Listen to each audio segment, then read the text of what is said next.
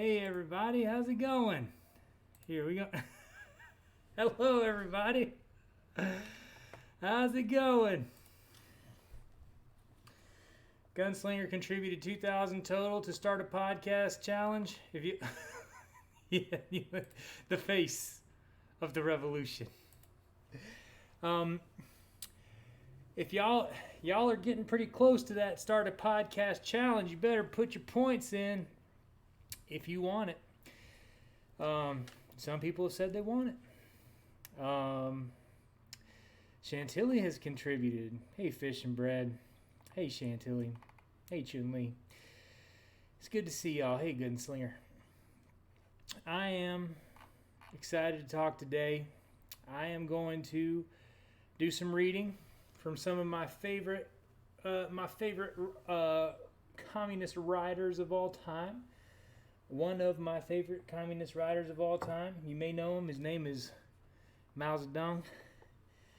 Hey, Pork Nickel. Today we are going to be going over opposed book worship, and I'm just going to read it outright because it's a short one so we can read it together. But before we do that, we are going to talk about some stuff. And you know what I'm going to do? I'm going to duplicate this bad boy. Yep. This is what I'm going to do. Y'all about to see some stuff in action over here. All right. Here we go. We're going to remake this scene with just my motherfucking face. Here we go. Okay. Fuck it. We'll do it live. I was just at a birthday party and I didn't have any time to, do the shit that I was supposed to do. So, you're just going to have to deal with me doing it live. There we go. All right. There we go. Okay, Caboose. Oh, shit, Caboose. Well, I appreciate you coming by. It's okay if you can't listen live.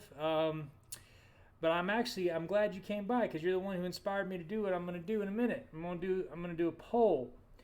I don't know how to do a poll, but I'm going to figure out how to do a poll. What the fuck is on the end of my hat? I get fucking beans on my hat? How the fuck did I get beans on my hat? This is a brand new hat. How the fuck did I get beans on my hat? Oh my god.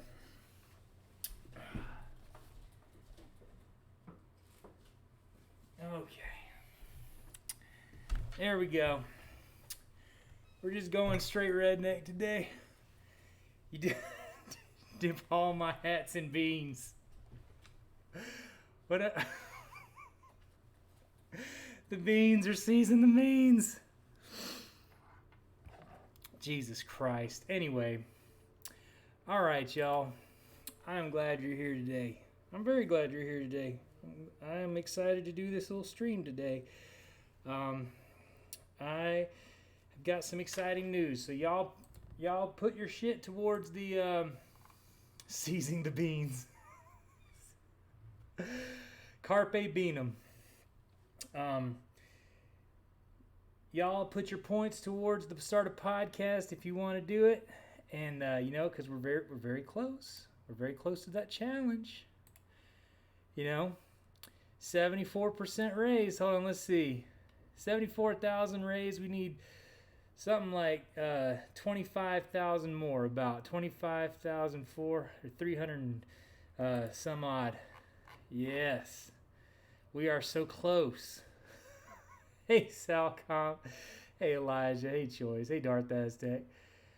You want to put your points toward towards a Twitch account? I want you to get a Twitch account. I want to get points towards you deleting your Twitch account. Oh, Darth Aztec. I can't go back to Twitter. I can't. But we'll see. We'll see. Fighting for TikTok, right on, Chun-Li Tsunami. Points towards having Sal run your Twitch account too. Hey, Coop, welcome. How you doing? Good to see you. We're so close to doing start a podcast. Okay, so I got some big news. Chantilly, do you mind if I tell chat about the news? Hey, Dickie V, I'm glad you're here. Welcome. First of all, the first bit of news is that for the next 4 weeks, let's say 5 weeks, okay? For the next 5 weeks, I am going to be doing something a little different on Fridays. Fish and bread. Okay, awesome. So, on Fridays, I am going... Oh, it's not a secret. I don't know. I'm bad at these things. I'm bad at keeping... I'm pretty good at keeping secrets. That's why I'm bad at these things. I got too much of a button lip. You know what I mean? I got 3, 4, 5 buttons on my lip. But yeah. For the next 5 weeks, what I want to do, I had a friend in chat. Y'all may have seen that person, Caboose GA, in chat, and they're a communist, and they're actually former Boogaloo. So Caboose is got a little bit involved in the movement, and I'm sorry if I'm outing you right now, Caboose. If you I'm not too button lip about this. I'm sorry, but I saw Caboose in an interview, and I heard Caboose in an interview, and here's the thing, Caboose. I don't know how long Caboose was in the book, but Caboose gave that shit up, and is now speaking to people about communism. And here's the thing, I have always been extremely hesitant. Maybe that's not even the word. I didn't believe in the possibility of a good book. I believe that the Boogaloo were wholly white supremacists and proto-fascist movement, and the truth is there are a number, and I think that some people go in and they see some of the things that the book try to project, as far as the meme Nazis, exactly. See the things that the book try to project as far as we're going to protests, and we're gonna we're going to help out, and we're going to defend the peaceful protesters and such, and find out pretty quickly it ain't all about that. But anyway, this person in chat, Caboose, has been, I think, pretty thoroughly de-radicalized. So I heard them talking on a news program, or not a news program, a podcast of sorts, and explaining communism to some people in very thorough terms, and about the clarity that I explain some things with. So I just want to say shout out to Caboose for doing the work as far as trying to de-radicalize other Boogaloo. And the truth is, I don't really know Caboose that well. Yeah, Porg, listen. Hold on now, don't get too angry. Counter-radicalized, yeah. Because I'm not... Caboose, I think you could say that you and I are not BFF. In fact, I think you could say that we are acquaintances, right? So, that's fair enough, but hold on. What I'm saying is that de-radicalization, especially people who are trying to de-radicalize people in another movement, especially people who are explaining communism in honest, clear messaging, you don't have to organize with people who are doing that. You know what I mean, Port? I would say that, somebody who's former military, somebody who hung out in the boog or something, probably is, understandable, understands if you would not want to organize with them, because they're part of a movement that, or part of a group that was, not doing good stuff. So we all have to be understanding about that. Whenever non-white people don't want to organize with white people, I understand that. There's levels to things, right? So the reason I bring up Caboose is because the way that they were explaining some of these things was in a way that I feel like I could do better with. Specifically, talking about using less communist verbiage and keeping the message specifically to what matters, right? So not using words that are kind of long and confusing and specific communist-related words. And yeah. All right, see you, Caboose. So, oh boy, I didn't know y'all was fighting about this. But Pork, I'll tell you one thing. Yeah, no lofty words, easy to digest. Exactly. So, Pork, what I got to tell you is that, like, it is okay. It is both okay for you to not want to hang out with anybody who's like that, but there is also inherent value in de-radicalization.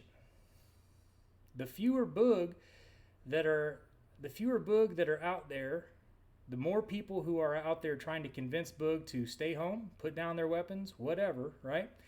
The better. There's no two ways about it, right?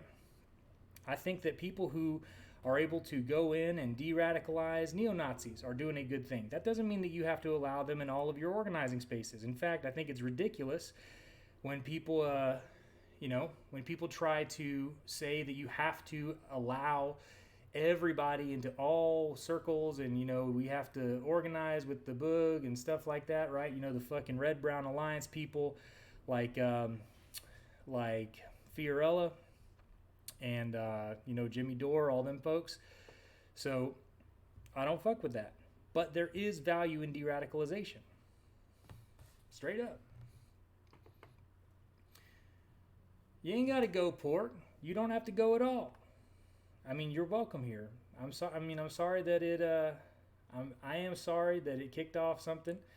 Hey, Marlon, we're talking about some interesting things right now. Hey, Sean, welcome. You're welcome here, and I like to have you here, and I don't want anybody to come into the channel and feel uncomfortable. But I think that I think it's worth having a conversation about. All right, and this wasn't really what I intended to talk about. I simply intended to talk about the way that this person describes communism, because it was powerful. And yes, Gunslinger, keep it simple for folks. Hey, thank you, Chris. I appreciate that. Or Cricksack. So I'm going to do a new series where I'm going to try to talk about some serious books. And I want to do I want to do a little poll. I want to get y'all's opinions. I want to ask chat 5 books that you think are the most important ones for a new communist, right? It's pronounced Chris. Okay, cool. So, I'm gonna put down these are mine. I'm gonna put them in chat right now. All right. So 1, I'm gonna say State and Revolution. 2, I'm gonna say Blood in My Eye. Or maybe the Huey P. Newton Reader, but I can't cover the entirety of the Huey P. Newton Reader, and I've already got one for Blood in My Eye, so that's good. 3, I'm going to say the Communist Manifesto. And the reason I'm going to have the Manifesto instead of Principles of Communism is because I do think that the benefit of this one is having the idea of like, okay, what is the end goal here? What are we trying to do here, right? And explaining it in modern terms may be useful. All right, hold up, y'all give the whole list at once. I want y'all to make your 5-book lists. All right, everybody in chat, sit down, hold up, make your 5-book lists, and I'll read them off and we'll talk about them. All right. 4, I'm gonna say Women, Race, and Class. That book really did one on me, you know. Yeah, Chun-Li, I agree. The manifesto, especially the damn introduction shit, is all very dense, and then it gets easier, and it gets a little harder again. But yeah, there's just right in the beginning, it's terrible. And then let's see. So I got State and Revolution, Blood in My Eye, Communist Manifesto, Women, Race, and Class, and trying to decide what else I should have in here. Let me see. Let me go take a look behind the curtain over here. I feel like Wretched of the Earth is too long. Oh, that's right. Mutual Aid.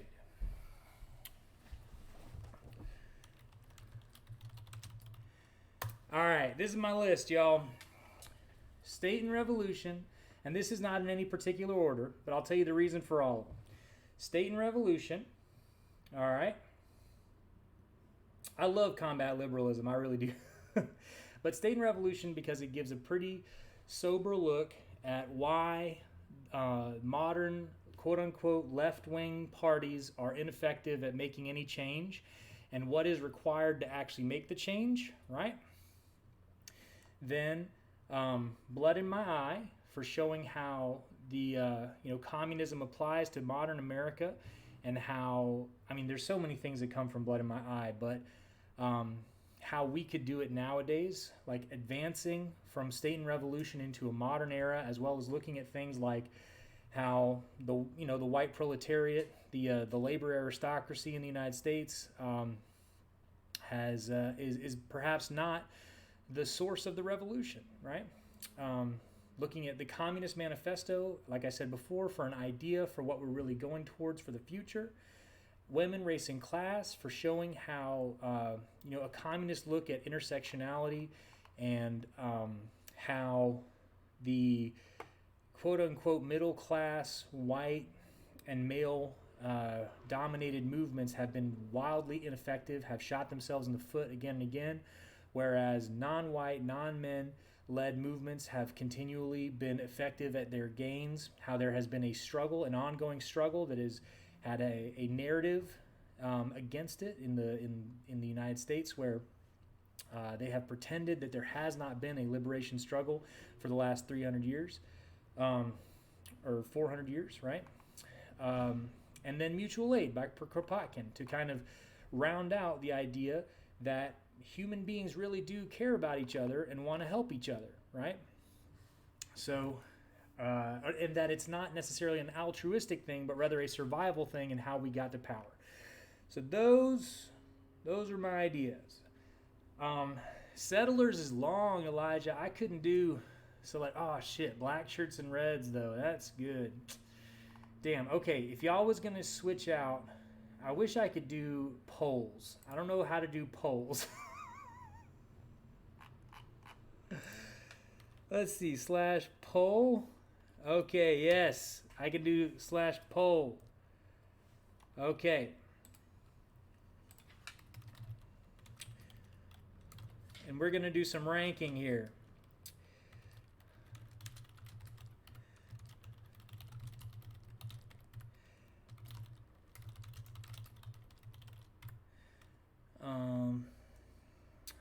Women, Race, and Class.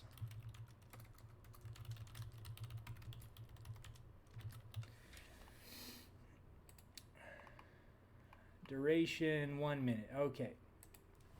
We're going to start this poll. Okay. Settlers is by Jay Sakai, which is a pen name. People don't actually know who wrote Settlers. Thank you, Seiji. I appreciate that. Elijah, I know Settlers is a required read. It's a long one. It's a good one. But I'm going to have something in a bit to for people to post their substitution books, okay? So first, Oh shit, 1800 Nats. Thank you so much. Shout out to 1800 Nats. They're doing a partner push right now, so y'all should definitely follow their channel. Um, okay. Hey, Waxing Philosophical. We got Waxing in the chat as well. Oh fuck! I messed up the name. Don't follow that. Waxing Philosophical. Waxing _ philosophical. Fuck. There we go. Okay, and Sean. Shout out Anarchist Laboratory. Anarchist Laboratory. Y'all got some hard ass fucking names to spell. What you mean the fuck kind of poll is that? It was a fast one, huh? Okay, so we got State and Revolution, Women, Race and Class, and Mutual Aid. Listen, y'all gotta be fast. We ain't got time to do this forever. Gotta be fast. Okay. I'm just trying to figure out how to do the polls. Okay, let's do another poll. I'll let it take a little longer than 2 minutes, all right? So the first things first, I'm going to ask, of the list that y'all have seen, the book list that y'all have seen, is there anything that you would switch out? Okay? So, which book, we're going to do it flip now. Which book would you swap for a different book? All right? So don't vote for your favorite book. Vote for a book you don't want. Okay?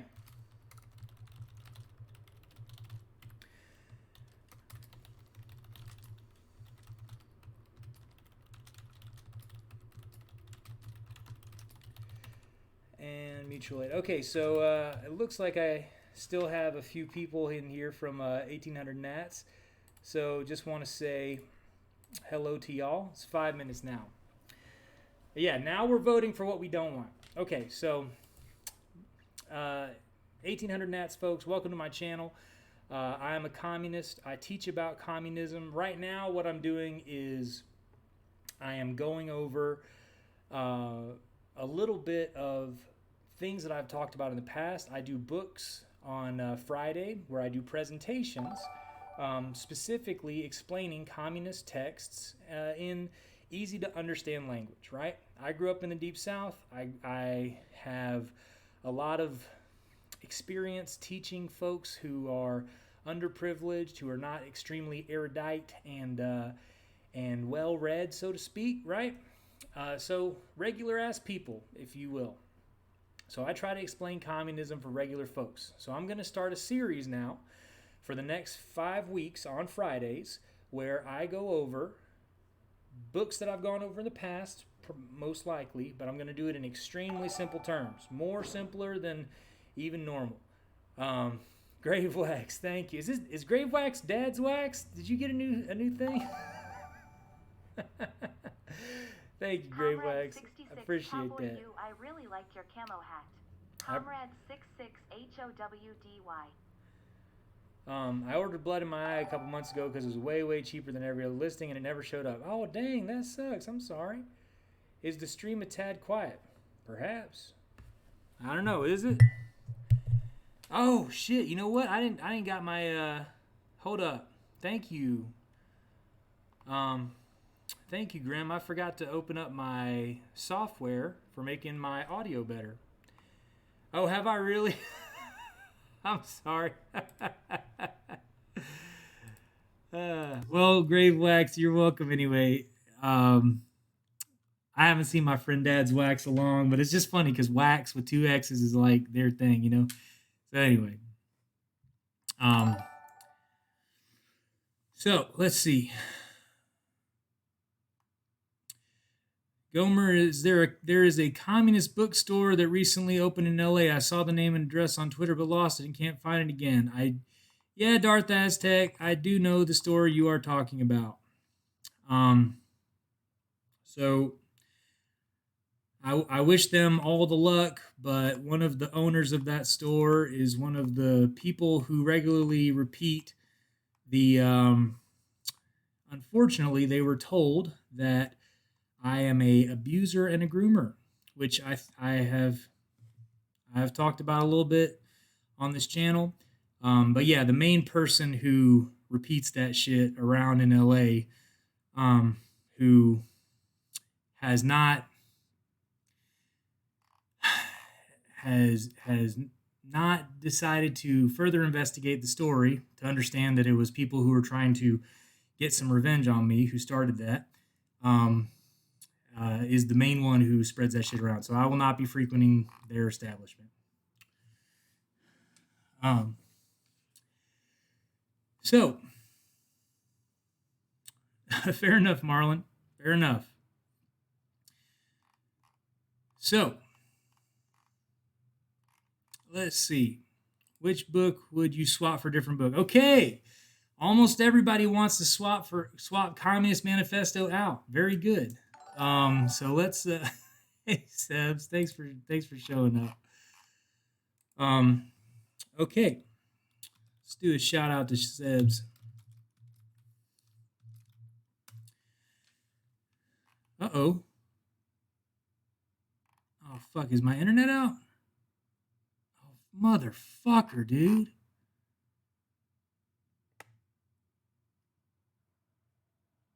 Okay, looks like my internet's not out. Okay.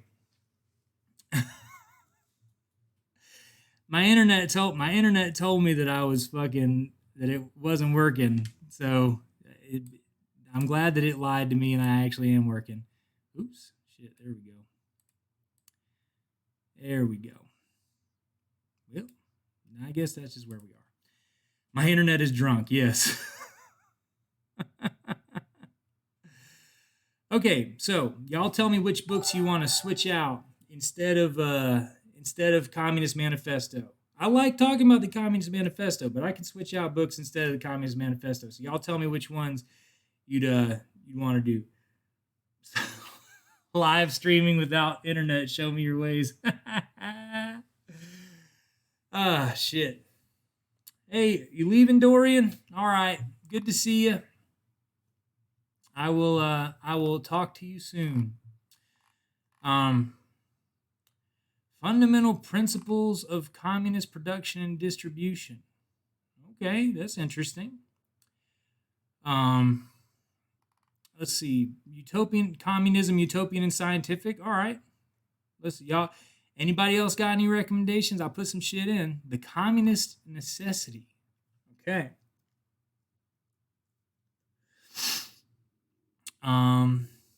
Yeah, fuck yeah. Let's let us check out some of these books. Some good interesting books. A Bug's Life the movie. I mean, I could. I went over some science fiction shit the other day, talking about science fiction as fucking thank you, Caboose. I appreciate that. Science fiction as theory, for sure. Let's see. Brand new Raider, but I'll recommend Wretched of the Earth. Okay, Pukernator. I love Wretched of the Earth. I read Wretched of the Earth with I read Wretched of the Earth with my reading group. It was a bit long, and especially the stories in the end are heart-wrenching. I mean, that book hits you in the guts. But yeah, I mean, that's one of the things where, like, Wretched of the Earth is a fantastic book, and you read so many things. Like, you read the Huey P. Newton Reader, and, like, Frantz Fanon is on almost every page as far as, like, just you can feel the hand of Fanon on Huey P. Newton's shoulder. You know what I mean? It's a fantastic book that I do recommend to everybody. It's one I haven't done on stream yet, so I'd have to think about it, and I'd have to go back and it's such a long and an important book that, like, you know, it would probably be a two-parter. So let me not do that one yet. I would want to do that later, and I would probably ask one of my friends to come on with me. How do you say? How do you say welcome? Yeah, this is the right place if you got questions about communism. A lot of times I won't be able to answer because I'm, like, you know, actively talking, oftentimes trying to teach. But the chat is very knowledgeable. You got a knowledgeable ass chat here. They all know about communism as well, for the most, or quite a few people in the chat do. So highly recommend just asking and getting answers in chat. This is a communal learning environment. I do not know that much more than anybody else here. All right. I'm going to fix this shit because this is bothering me. Let's see. Let's make this shit high. Bam. Done. Got it. I appreciate that you like the emotes. That's fun.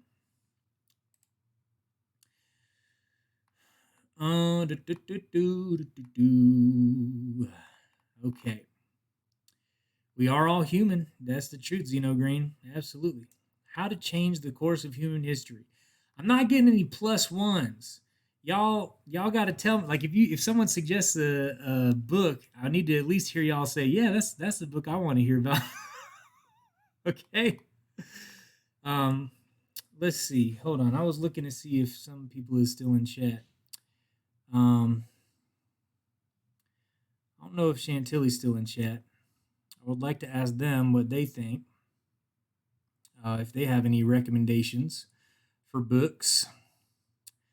Yeah, Salcom and now remember, y'all, these are for people who do not have very much experience with communism, right? So it's gonna be, I'm gonna be doing like a very easygoing, very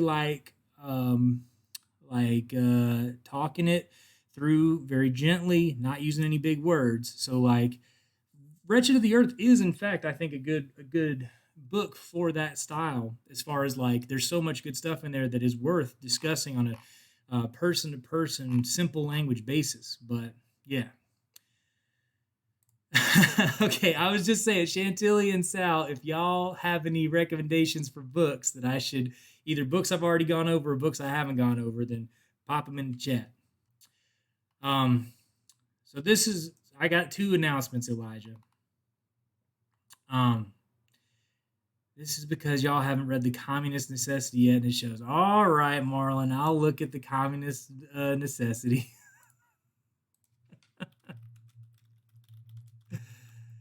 All right, I'll put it on my damn list.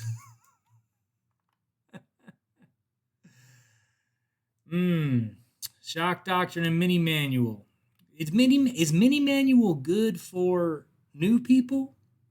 Shock Doctrine is important, honestly. That's an interesting one, though. Shock Doctrine is a very interesting one. I could also do Killing Hope. Any of the ones that I've done in the past that are about how America sucks ass and has destroyed the entire world might be good. So Gerald Horn. Oh, Chantilly. We are writing a super simplified State and Rev. Me and Jamie and Cosmo are making a simple English version of State and Rev. But I will definitely be doing a plain English presentation on State and Rev for sure. The ones that are the most difficult to understand or read would be your request. Fair enough, Junli. Fair enough. I mean, Shock Doctrine is long as fuck and a bit difficult to read because it's just sad, and it's like page after page of like more bullshit that the U.S. did. Killing Hope might be a good one for that. Let's see. It teaches difference between criminal actions and revolutionary actions. Huh, that's interesting. Black Shirts and Reds. All right, I could do Black Shirts and Reds. And that, that's an interesting one because it's got such important ideas for new people. So Chun-Li, I always do the books that are a little bit hard to understand in the stream. You know what I mean? I'm always about explaining the shit. Although I feel like for the last few streams I have not been, it was kind of a goofy stream last time. But we're going to do some theory today. We are. Yeah, I like Pinko the Bear. Shout out Pinko the Bear. Is Pinko in chat right now? I'll give him, fuck it, I'll give him a shout out even though he's not here. Bam. You have Black Shirts and Reds. Sebs, if you haven't read Black Shirts and Reds yet, I highly recommend you do. Okay. Yes, fair enough, Chantilly. Women Racing Class is good, and Wretched of the Earth is very good. It's true. It's true. All right, so I'll think about that. Now, get ready, y'all. Are you ready? Are you ready? Here comes the announcement. All right, the big announcement. The really big announcement. Are you ready? Because I'm ready. We, me, and Chantilly are starting a motherfucking podcast, baby. Yes! We are doing it. Chantilly and I are starting a podcast. It is going to be a Bad Takes from Brunch podcast, all right? Phenomenal news. The best news. Congratulations to me in particular. I am very excited. I would just like to congratulate myself. Everybody else, congratulations to y'all too. You're gonna get good takes from Chantilly, so that's always a congratulatory thing. But I'm just excited myself. So, what we're gonna do? Yeah, Gomer is the primary beneficiary in this situation. Indeed. So, yeah, fucking hell. I'm gonna get to hang out with Chantilly for an hour a week. So yeah, I am the primary beneficiary. Y'all are secondary. y'all are getting a good thing as well, but I get the main benefit. So yeah, anyway. Just kidding, y'all. So many excited. This is gonna be a comedy podcast. Now here's the deal. Chantilly and I are both funny people. All right. We're both, I think, the natural kind of funny. We're like, we tend to make people laugh because we have bold existences, magnetic personality. I just laugh at my own jokes. Chantilly actually has a bit of wit, which is nice. So here's the deal. There's no fucking communist comedy podcasts really that are out there right now. There are a few. Proles the Round Table was around. Mark's Madness was around for a little while.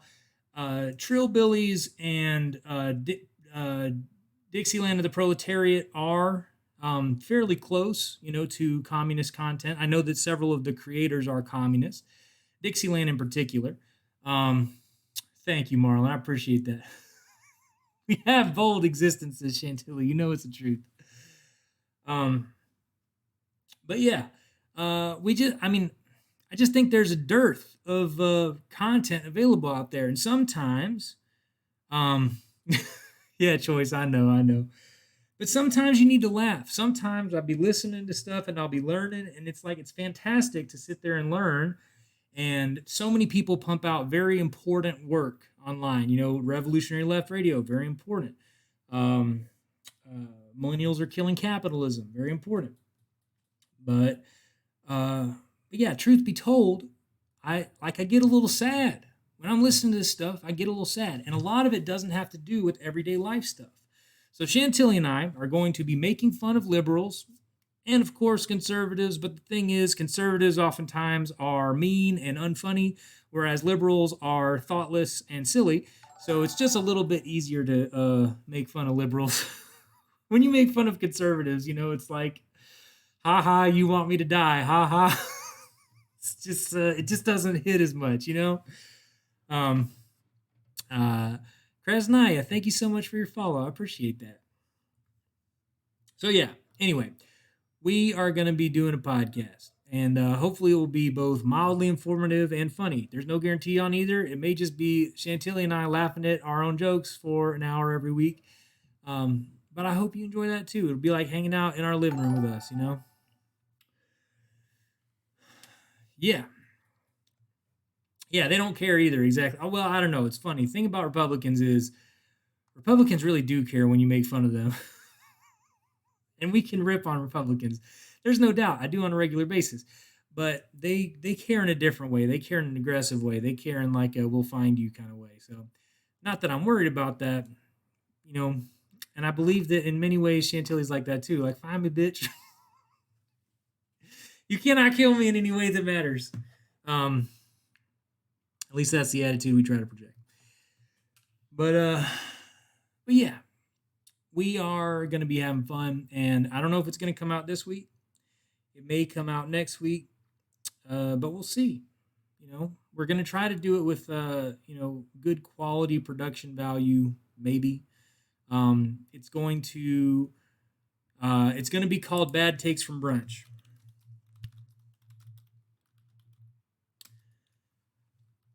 Hey, right on. It's good to see you here on Twitch, Kresnaya. I do remember you, absolutely. It's been a minute since I left Twitter. So yeah, welcome. Thank you for following. I'm glad to be able to talk to you again. Conservatives are indeed time loop cops. So yeah, for sure, move on, Jenkins, for sure. Personal attacks, yes. Attacking their position, nah, not really. So anyway, ICB3, thank you for the follow. Appreciate that. So that's the big announcement. Look out for it. We are probably going to be doing a video podcast style. We may, who knows? We may try doing like a fucking audio podcast as well. Like we may try to figure out how to release it on multiple platforms. But yeah. And right now it's just going to be me and Chantilly. Who knows what's going to happen? Kay, how do you say? That is a very good question. I have not talked that over with Chantilly, so you may see that conversation happening live. In some ways, it does make sense for us to stream it live, right? But we will not be able to do any kind of audience interaction while we're streaming, right? Because as much as it is fun to hang out and talk to y'all, it can be a bit difficult for fucking staying on track. And I get, y'all know me, you know how fucking off track I can get on a regular basis. Like, look at this. It's an hour into me streaming, and I have not started to read any theory yet. I get extremely caught off track.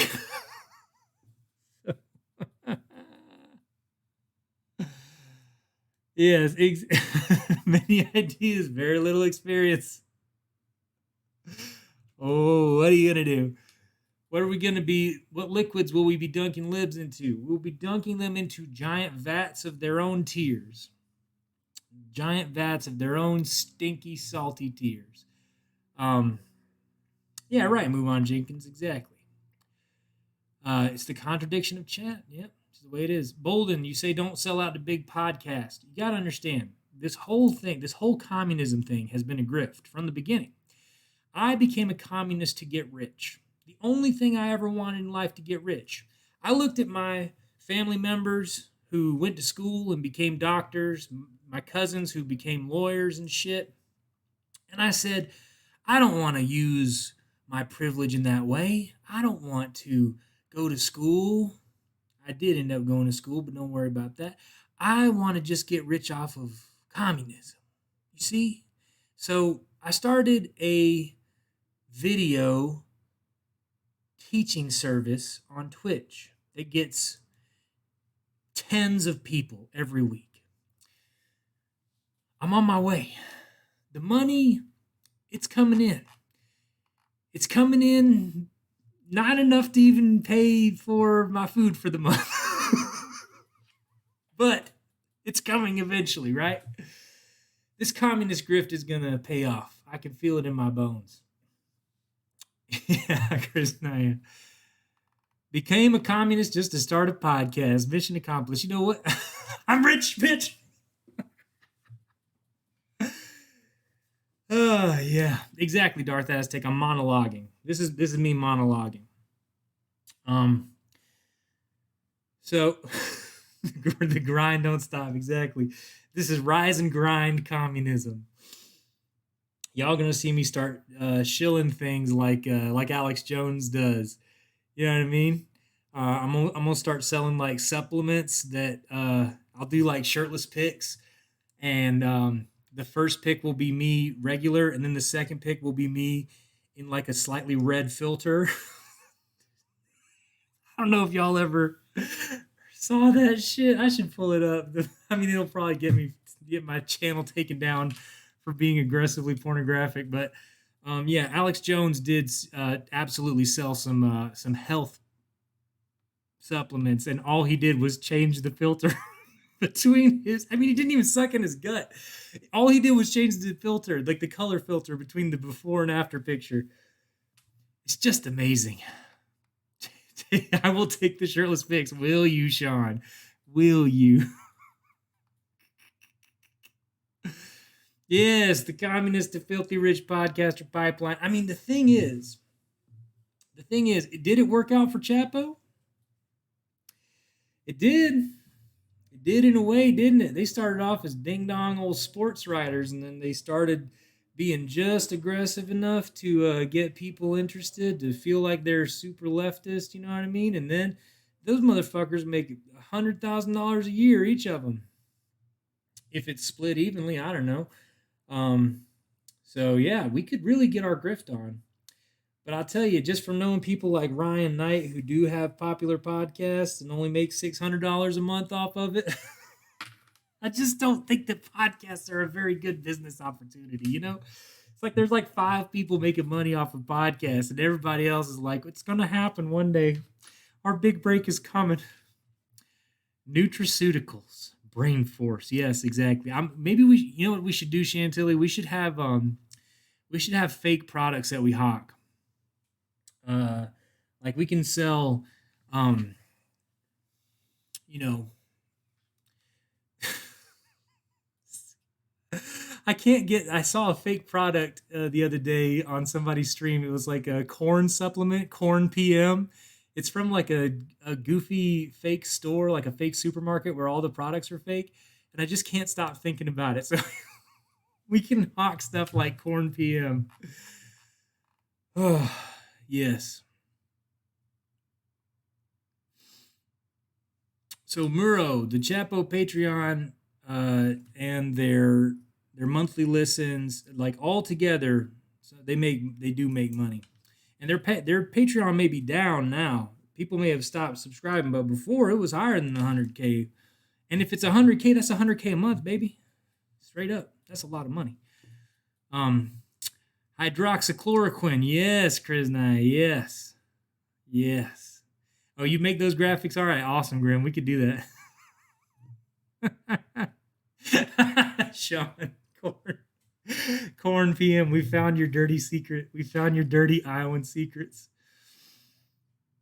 Ah, fuck. Y'all are making me laugh. This is very fun. I think they split it 5 ways, but I think they make 100K a month. I don't know, Muro. You may know better than me. But I checked. I'm not ashamed to admit that I did subscribe to their Patreon a long time ago. They were the only semi-communist people out there, bad. I'm not a dirtbag leftist. Please do not hold this against me. All right, Grim, good to talk to you. The jig is up. Love black shirts and reds. Love it. Oh, Crass, are you streaming on Twitch? I'll give you. Yeah, Sean. Crass, Naya. There we go. Oh, Based, I have to follow you. Oh yeah, it's funny. It's so funny too, Chantilly, because I never talk about Chapo, and all of a sudden this month I've been talking about him like 3-4 times a week now. It seems like. It's like that ICP song, I can't get you out of my head. I'd cut my head off, but then I would be dead. Oh, awesome. Well, Muro, one thing I did see is that Nasty McNasty, who blocked Chantilly, wears very expensive clothes. And I got some expensive clothes. Shit, hold on, let me look around. Some of my hats cost like $40. It's expensive. But yeah, that man wears jackets that are like $1,000.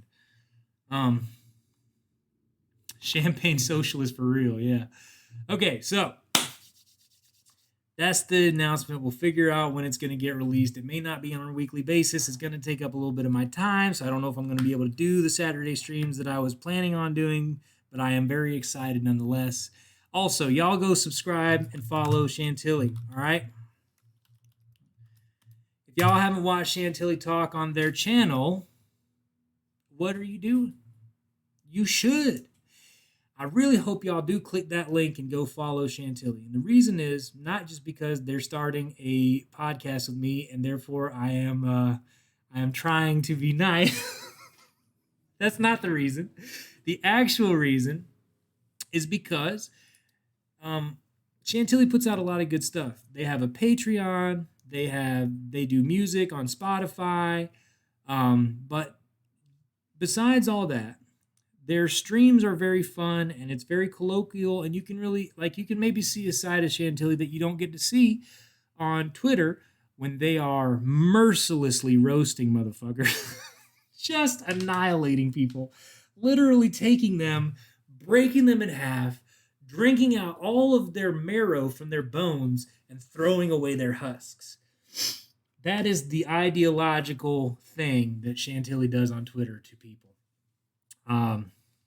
Oh yeah, Chantilly's many people's favorites, no doubt. Mine for sure. So I do recommend following their Twitter, but if you don't follow their Twitter, then I hope you're just not on Twitter. I hope you've escaped the hell site. That's what I really hope for you.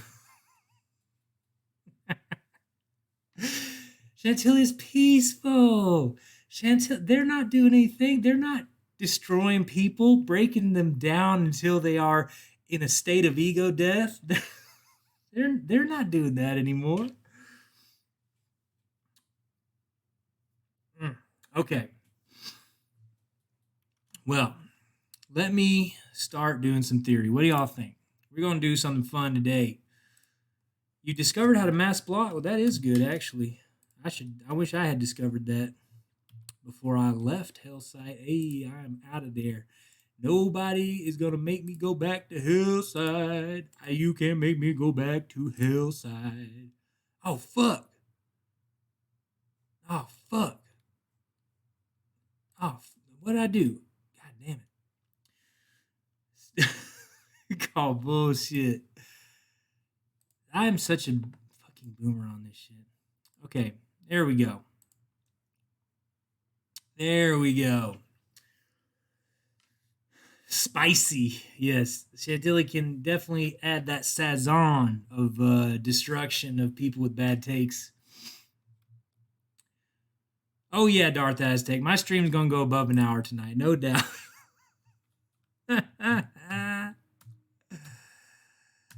Okay.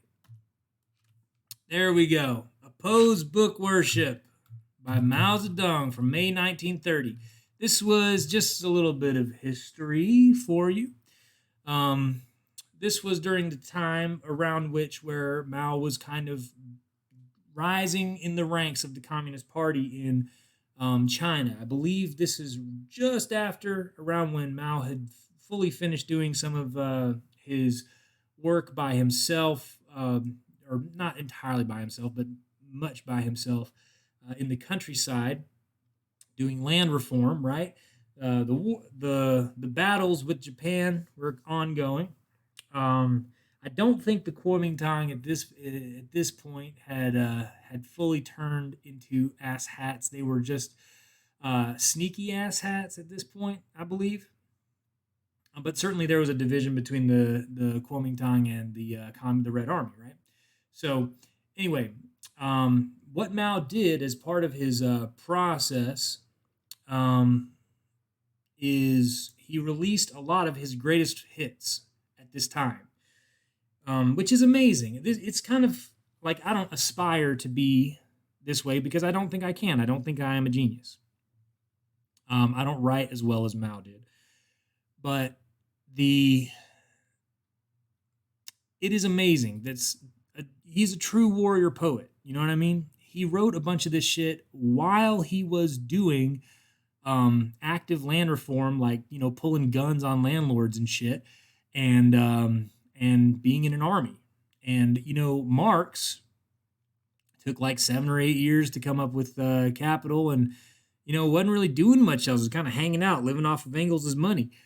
So sometimes I look at these revolutionary writers and I just think like, God damn, y'all knew what the fuck was going on. You fought all day. You came home, you wrote by candlelight, and you came up with amazing shit, better than I can come up with by a million, right? It's amazing. My greatest hits are all in 250 characters or less because they're all on Twitter. Yeah. Well, my greatest hits on Twitter are gone. Goodbye. I have deleted you. So, let's do it. Let's fucking go. No investigation, no right to speak. Right back at you, baby. Yeah, Lexi. Yeah, Che taught Cubans how to read in his spare time. Exactly. You know, I just I aspire to be like that because I work my regular ass job and I come home and sometimes I do shit, you know, like sometimes I do some mutual aid work and sometimes I do some streaming, but a lot of times I don't, you know. A lot of times I'm tired out from my day. So a few nights a week I just go home and I don't do anything. I hang out with Smith and I fucking, you know, watch TV and it's just I think of these people doing this shit and it's like, how do y'all have the energy? God damn. You know? I can barely keep my shit together. Anyway, let's get started. This is a short one. We're going to read it. We're going to talk about it. No investigation, no right to speak. Unless you have investigated a problem, you will be deprived of the right to speak on it. Isn't that too harsh? Not in the least. When you have not probed into a problem, into the present facts and its past history, and know nothing of its essentials, whatever you say about it will undoubtedly be nonsense. Talking nonsense solves no problems, as everyone knows. So why is it unjust to deprive you of the right to speak? Quite a few comrades always keep their eyes shut and talk nonsense, and for a communist that is disgraceful. How can a communist keep his eyes shut and talk nonsense? It won't do. It won't do. You must investigate. You must not talk nonsense. All right. Let's talk about this for a second.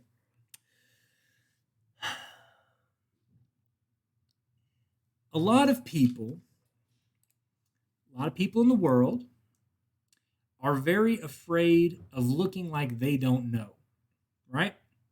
Someone asks them a question, and to say, I don't know, is, you know, I think a lot of people from childhood were taught that it makes you look foolish or it makes you look less than. So you have to come up with an answer, right? And a lot of times that's not a lesson that we are taught outright.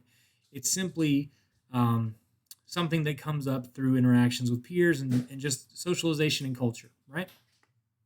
But what Mao is saying here with this idea that you have to investigate something before you talk about it, right? Is that it is a particularly important thing for communists to do. There are a lot of things that other people can get away with, and because they are part of the main culture, they don't really have to look into themselves, especially if you belong to dominant groups, right? So, you know, we can't do that. We don't have that ability. Hey, damn, thank you, Darth Aztec. I appreciate that. We as communists have to live by a little bit of a different code, right? So, one of the things that we have to live by a little bit differently than other people is being extremely careful about our speech. We cannot lie. We cannot fight people just for fun. When we fight, we oftentimes need to fight with justice, right? We need to fight with care. So when we speak, when we teach people, oh shit, Allie's crying, rated with a party of 20. All right, fucking awesome. Shout out to Allie's crying. Very fun person, and their followers are very fun as well. They do some leftist streaming type stuff and just some fun type stuff as well. So, yeah, some gaming and stuff. So we, for the people who are coming in from Ali is Crying, we are doing no investigation, no right to speak right now as part of Opposed Book Worship by Mao. We're just reading through it and talking about it, right? It's Gomer Explains Communist Literature time. So, oh shit, Artsy's on Twitch too? Holy fuck. This is amazing. A lot of people I knew from fucking Twitter are on. That's amazing. Okay. To investigate a problem is to solve it. You can't solve a problem? Well, get down and investigate the present facts and its past history. When you have investigated the problem thoroughly, you will know how to solve it. Conclusions invariably come after investigation, not before, right? Only a blockhead cudgels his brains on his own or together with a group to find a solution or evolve an idea without making any investigation. It must be stressed that this cannot possibly lead to any effective solution or any good idea. In other words, he is bound to arrive at a wrong solution and a wrong idea.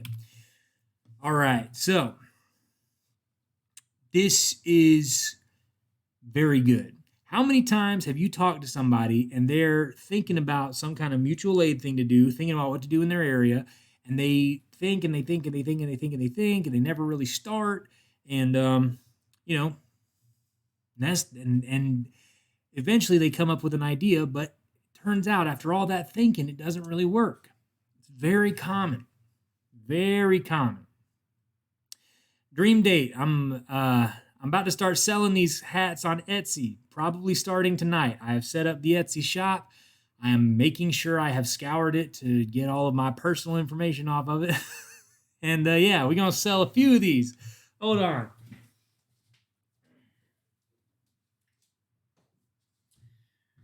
Alrighty. Yeah. We're going to get Hunter Orange. We got beanies. We got dad hats with the red hammer and sickle, and we got dad hats with the white hammer and sickle. So, yeah, y'all, it's gonna be a whole thing. The camo hats are in real tree, so the designs are all gonna be different. Every hat's individual, unique. Very fun, very cool. And I might get t-shirts going soon too, but it's hard to find a good t-shirt supplier. So, anyway, yes, you will be able to get this on Etsy. Y'all follow me. I will. I'm gonna release a damn. Hold up. Hold the phone. Let's see. My shop. Hold on just a second. I'm gonna see.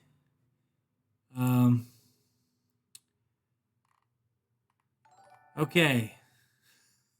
I still have some other shit on here still. Let's see. I'm gonna open it up real quick. Y'all hold on a second.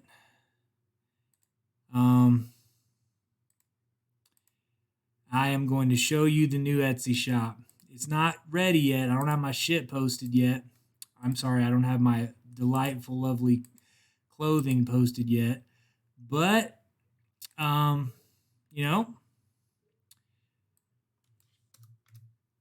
got a shop. I got sales. Let's see. Oh shit!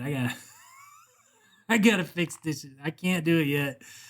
Some people put my damn name in a review. I gotta fix that. Anyway. Wow. Okay. Said who? Yeah. I got. Said who called me a gay ass intestine carver. I know I shouldn't laugh at that dumb stuff. I mean, that ignorant stuff, but boy, some people really do come up with some shit, don't they? Invest in Gomer, buy Gomer, wear Gomer, become Gomer. All right, shit. That's funny. I know I used to be stricter on myself. I'm sorry. Yeah, Choice, that's true. You'll be dad hatting it right on Dream Date. Awesome. Tell Marksy I said hello. That's fantastic. I'd love to talk to them again. Consume Gomer. Okay, so anyway, back to the script here. Don't do mutual aid without actually investigating what your neighborhood needs. Don't talk about opinions on communism without doing a little bit of investigation on what people before you have written. You don't have to read all the books. That's why I do shit like this, is to give some people who just don't have time to read, or who have some learning disabilities, or who just digest things better when it's in a condensed format. That's why I do this, right? But make sure that you are doing something. Reading in a group, reading some books, going to streams like this,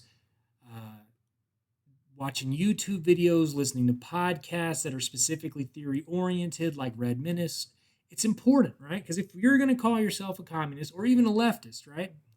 Because if you call yourself a leftist and all you do is just agree with the ideas that like fascism is bad, then your politics are weak. You can be swept up into some bullshit. The point of a lot of this is not to make you hyper aware, amazing, communist, advanced, political master, right? No, that's not what this is about. The point is to help make you not look like an asshole in front of other people, but also the point is to make you not get tricked, right? You know capitalism is bad. You have probably worked a job, or your parents worked a job, right? You have got some experiences where bad shit has happened around you directly related to capitalism. What was it? Big Bill Haywood said, I haven't read Marx, but I have the marks of capital on my back.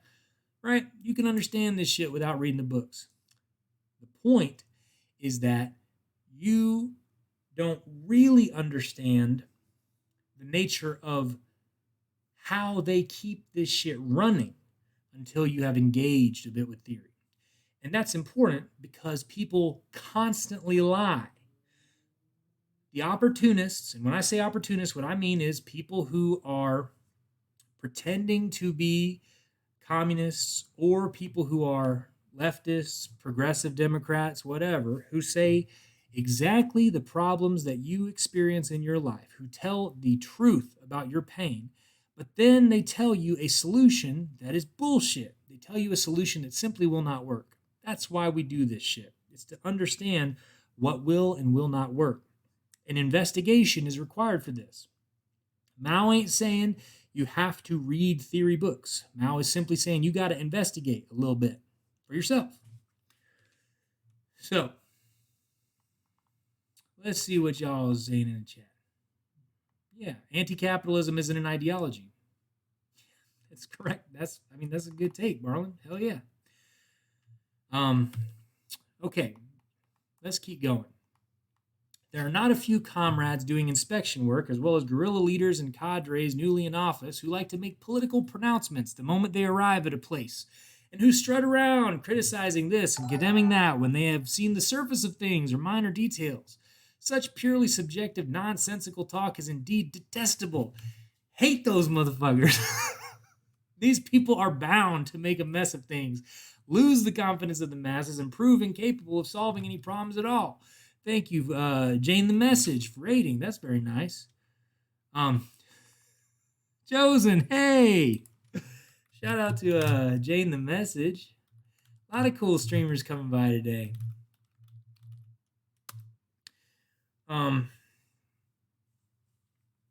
I understand that choice. I did join a local radical org, but my brain has made it hard to do anything but wage slave and go home. I get that. I do. So, sometimes getting some wins under your belt, doing some things in your neighborhood, joining a group that is really doing shit, simple things. It doesn't have to be like the most amazing communist organizing ever where you make everybody in your neighborhood a communist. That's not what it's about. If you just feed some people, if you help teach some people, if you do an eviction defense, if you bring some books to some people in prison, right? These kind of small things can make you feel like you're actually making a difference in your community, and that can give you energy whenever you come home tired from your job. I ain't telling you got to do it. I'm just saying my own experience here that like a lot of times when I have volunteered for organizations that are actually doing shit, I get pumped up by it. It gives me something. It makes me feel like I'm not spinning my wheels. You know what I mean? What are we reading tonight, Joseph? We are reading Opposed Book Worship. Specifically, we're on the section called No Investigation, No Right to Speak.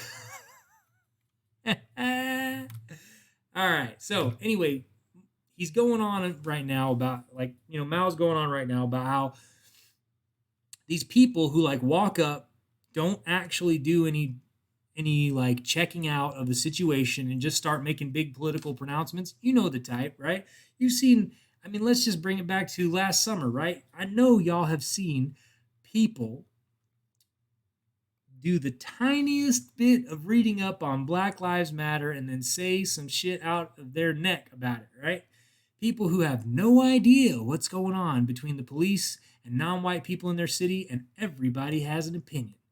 So what Mao is saying is, watch that shit. If you've got opinions before you actually know what's going on, you're gonna wreck shit. Especially as a communist, you can't do that. You will lose the faith of people that you're talking to.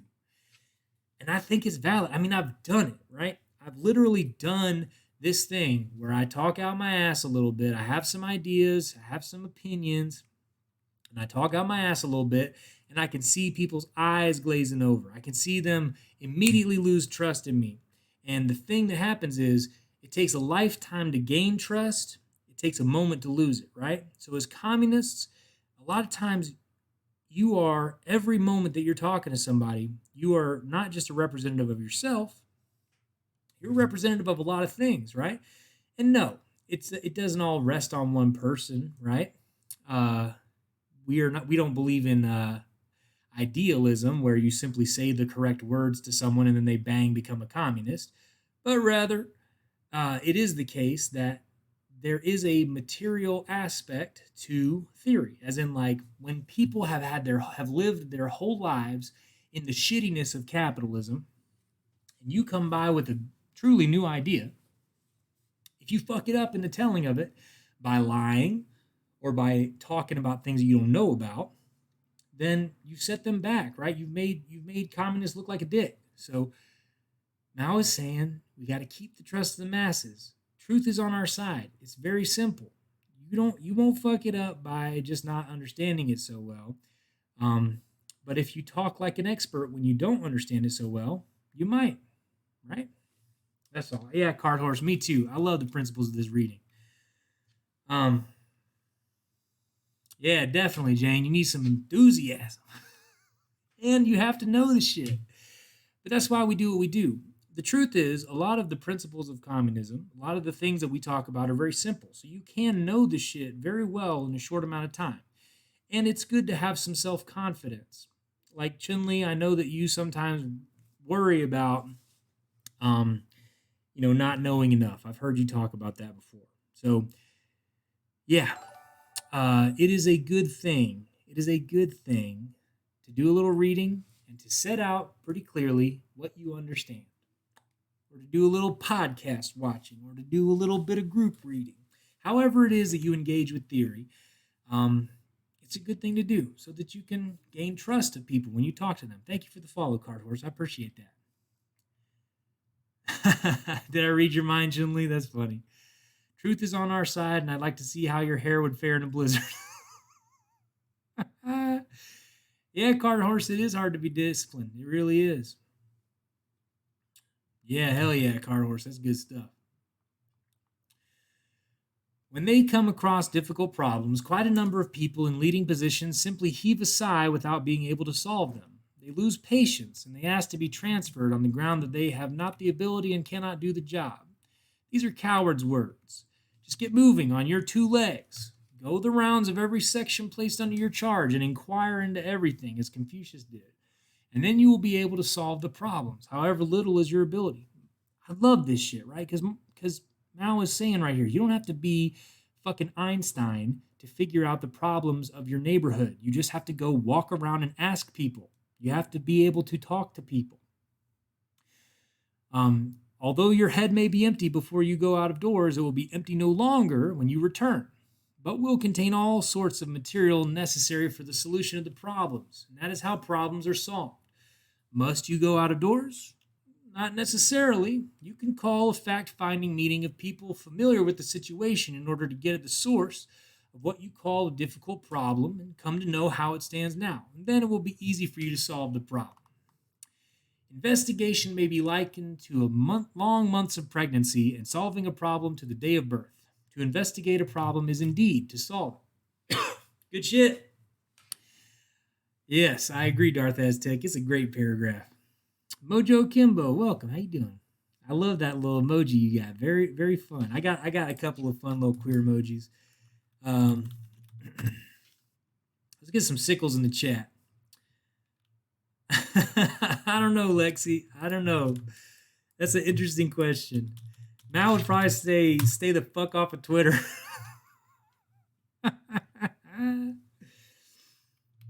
Oppose book worship. Whatever is written in the book is right, and such is still the mentality of culturally backward Chinese peasants. This was written in 1930 by Mao. I ain't me saying this now.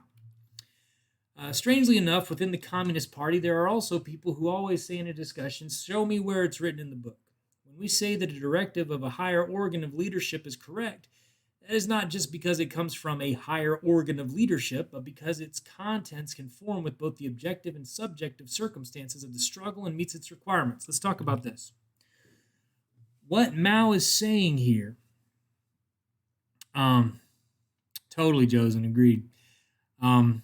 What Mao is saying here is that communists, he's talking about communists from back then, 1930s, fucking 100 years ago, right? Communists back then doing the same shit that a lot of people do now, right? They act like if Lenin didn't say it, if Marx didn't say it, then it don't matter. It's revisionism, right? You hear that thrown out. Revisionism. Revisionism. That's the thing. There is a fundamental flaw in depending on quotations from the past, and it is a flaw that Marx himself discussed, because the concept of dialectical materialism, which, hold on, I'm not going to stay on these big words, but that's basically the philosophical foundation for communism, right? The main idea there is that you have to look at what's going on right now. You don't think about all the ideas. You try very hard to get away from the propaganda, right? And you look at what's happening in the real world right now, right? So yeah, a lot of times what the people of the past said, what the communists of the past, who were these great minds, great writers, said is, great. But it doesn't always apply fully to every situation, and things change, and what they would have said in a modern situation may be different, right? It's not revisionism. It's not like fake communism. It is the realist communism of starting from a look at who's fighting who's pushing down who, where's the money, how do things get moved around the country, who's suffering, right? That's the kind of shit that communists start from. And when they start from this level, they can understand things in a big way. You don't have to look at Lenin alone for all of your answers. You look around the real world and apply the thinking method that you learned from these great writers to your looking at the real world, right? No communist has ever said it's a good idea just to study the book and be done with it. I mean, certainly some newbie communists have said that kind of shit, but we don't fuck with them, right? Because they are wrong. They are fucking wrong. Fuck dogmatism indeed. So, the method of studying the social sciences exclusively from the book is likewise extremely dangerous and may even lead one onto the road of counter-revolution. Clear proof of this is provided by the fact that whole batches of Chinese communists who confine themselves to books in their study of the social sciences have turned into counter-revolutionaries. When we say Marxism is correct, it is certainly not because Marx was a prophet, but because his theory has been proved correct in our practice and in our struggle. We need Marxism in our struggle. In our acceptance of his theory, no such formalization of mystical notion as that of prophecy ever enters our minds. Many who have read Marx's books have become renegades from the revolution, whereas illiterate workers often grasp Marxism very well. Of course, we should study Marxist books, but this study must be integrated with our country's actual conditions. We need books, but we must overcome book worship, which is divorced from the actual situation. How can we overcome book worship?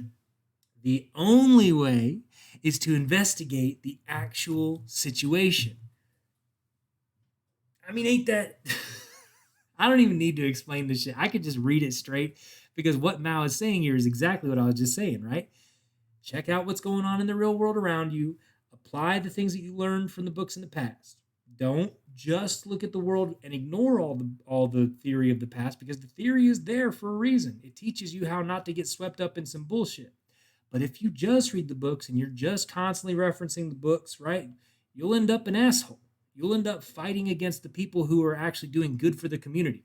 And if you want to look at people who do that, I'm going to throw a little shade here. I'm going to be a little nasty for a second. There are certain Marxist groups who will remain nameless. Y'all can name them in the chat. Who do this thing where all they do is fight other Marxist groups and tell people to read books. They constantly just tell people that if they feel like if they could just get the whole world to read fucking State and Revolution and a couple of other books, then everyone would just become communist and then we would have an international revolution. Yeah, we don't fuck with those people, right? Because if you are not helping your neighborhood in any way, if you're not training people how to shoot, if you are not feeding the hungry, if you're not watching people's kids as they go to work, whatever the fuck it is that you do as a service to your neighborhood to make their life better in a way that the government cannot, right? If you're not doing them things, who would want to talk to you, right? The only thing that we have is communists. Besides the truth, which is important, but the only thing we have is our willingness to do shit for people, right? Our willingness, our genuine care about our community. The way that the People's Liberation Army in Vietnam won, because they were massively outgunned by the United States and France, right? The way that they won is by going into communities and doing the shit for them that the regular government wouldn't do. Thank you for the follow. I appreciate that. Straight up. Yeah, we have each other. We lift the working class. Exactly. So that's what we think about, right? In Los Angeles, where I live, the government is actively trying to kick people out of their houses and actively trying to hurt homeless, unhoused people, right, in any way they can. So what do? We try to help them. We try to help these people, right? There's other things that is going on that we try to do too. You know, I've done some food drives and stuff, but in our area, a lot of us have gotten together and decided that, like, the unhoused question is one of the major questions to look into, right? Because it's the intersection of police violence and capital in many ways. And yeah, we're not out there just trying to make the unhoused people all be communists by tricking them, by being nice to them. In fact, most of the unhoused people that we talk to are like kind of interested a little bit, but like they're just trying to survive, right? But you look at the primary contradictions of your area and try to figure out how to solve it. Maybe us feeding the unhoused people is not the way to solve it, right? Maybe we need to look at ways of directly fighting the police. Maybe we need to look at some kind of electoral solutions. I don't know. But all I do know is I see people suffering and I want to help them. That is the core, in many ways, of being a communist. Let's see. Pukinator says, holy shit, that's incredible powerful. This is the connection between the individual and the collectivist. Your willingness to do things to help other people. That's our superpower. Hell yeah. Exactly, Pukinator. Exactly. No one said revolution is easy. Goddamn right. Gomer, Darth Aztec says, yo, Gomer, I was at Venice Beach this weekend and saw a restaurant called Mao's Kitchen. It was a pleasant surprise. Oh shit, Darth Aztec. Hey, I didn't know you was in the area. If some shit pops off in Venice, if you want to go down there, I think we may need all hands on deck coming up. There may be some shit going on. Rob the Photon says, considering tendencies I have had and seen in others, it seems like the philosophical practice under capitalism has something to do with the unearned confidence in postulating on things we know nothing about, backed by theoretical frameworks that ignore material conditions. Yes, correct, 100%. Let's see. I live in San Francisco. The unhoused problem is not being addressed. This comes with a lot of police brutality too. Yeah. Yeah, hell yeah, Chantilly. I know you're down. We'll do it. We'll take buses or caravans or whatever it takes to get down there. Hey, Chunli Tsunami says, what can not so able folks do? Let me tell you something, all right? Uh, I will take a second to talk about this, Chunli Tsunami, because it is worth talking about, all right? Some things, like, let's say someone starts a group in their area that is specifically about, like, unifying physical fitness, gun training, firearm training, uh, reading, and praxis in the community. Let's say there's a very dedicated communist group that has those three things, right? That kind of group may not be able to accommodate people who are disabled. And you know what? That's okay. Because every city should have more than one communist group, right? There should be different groups and subgroups doing different things.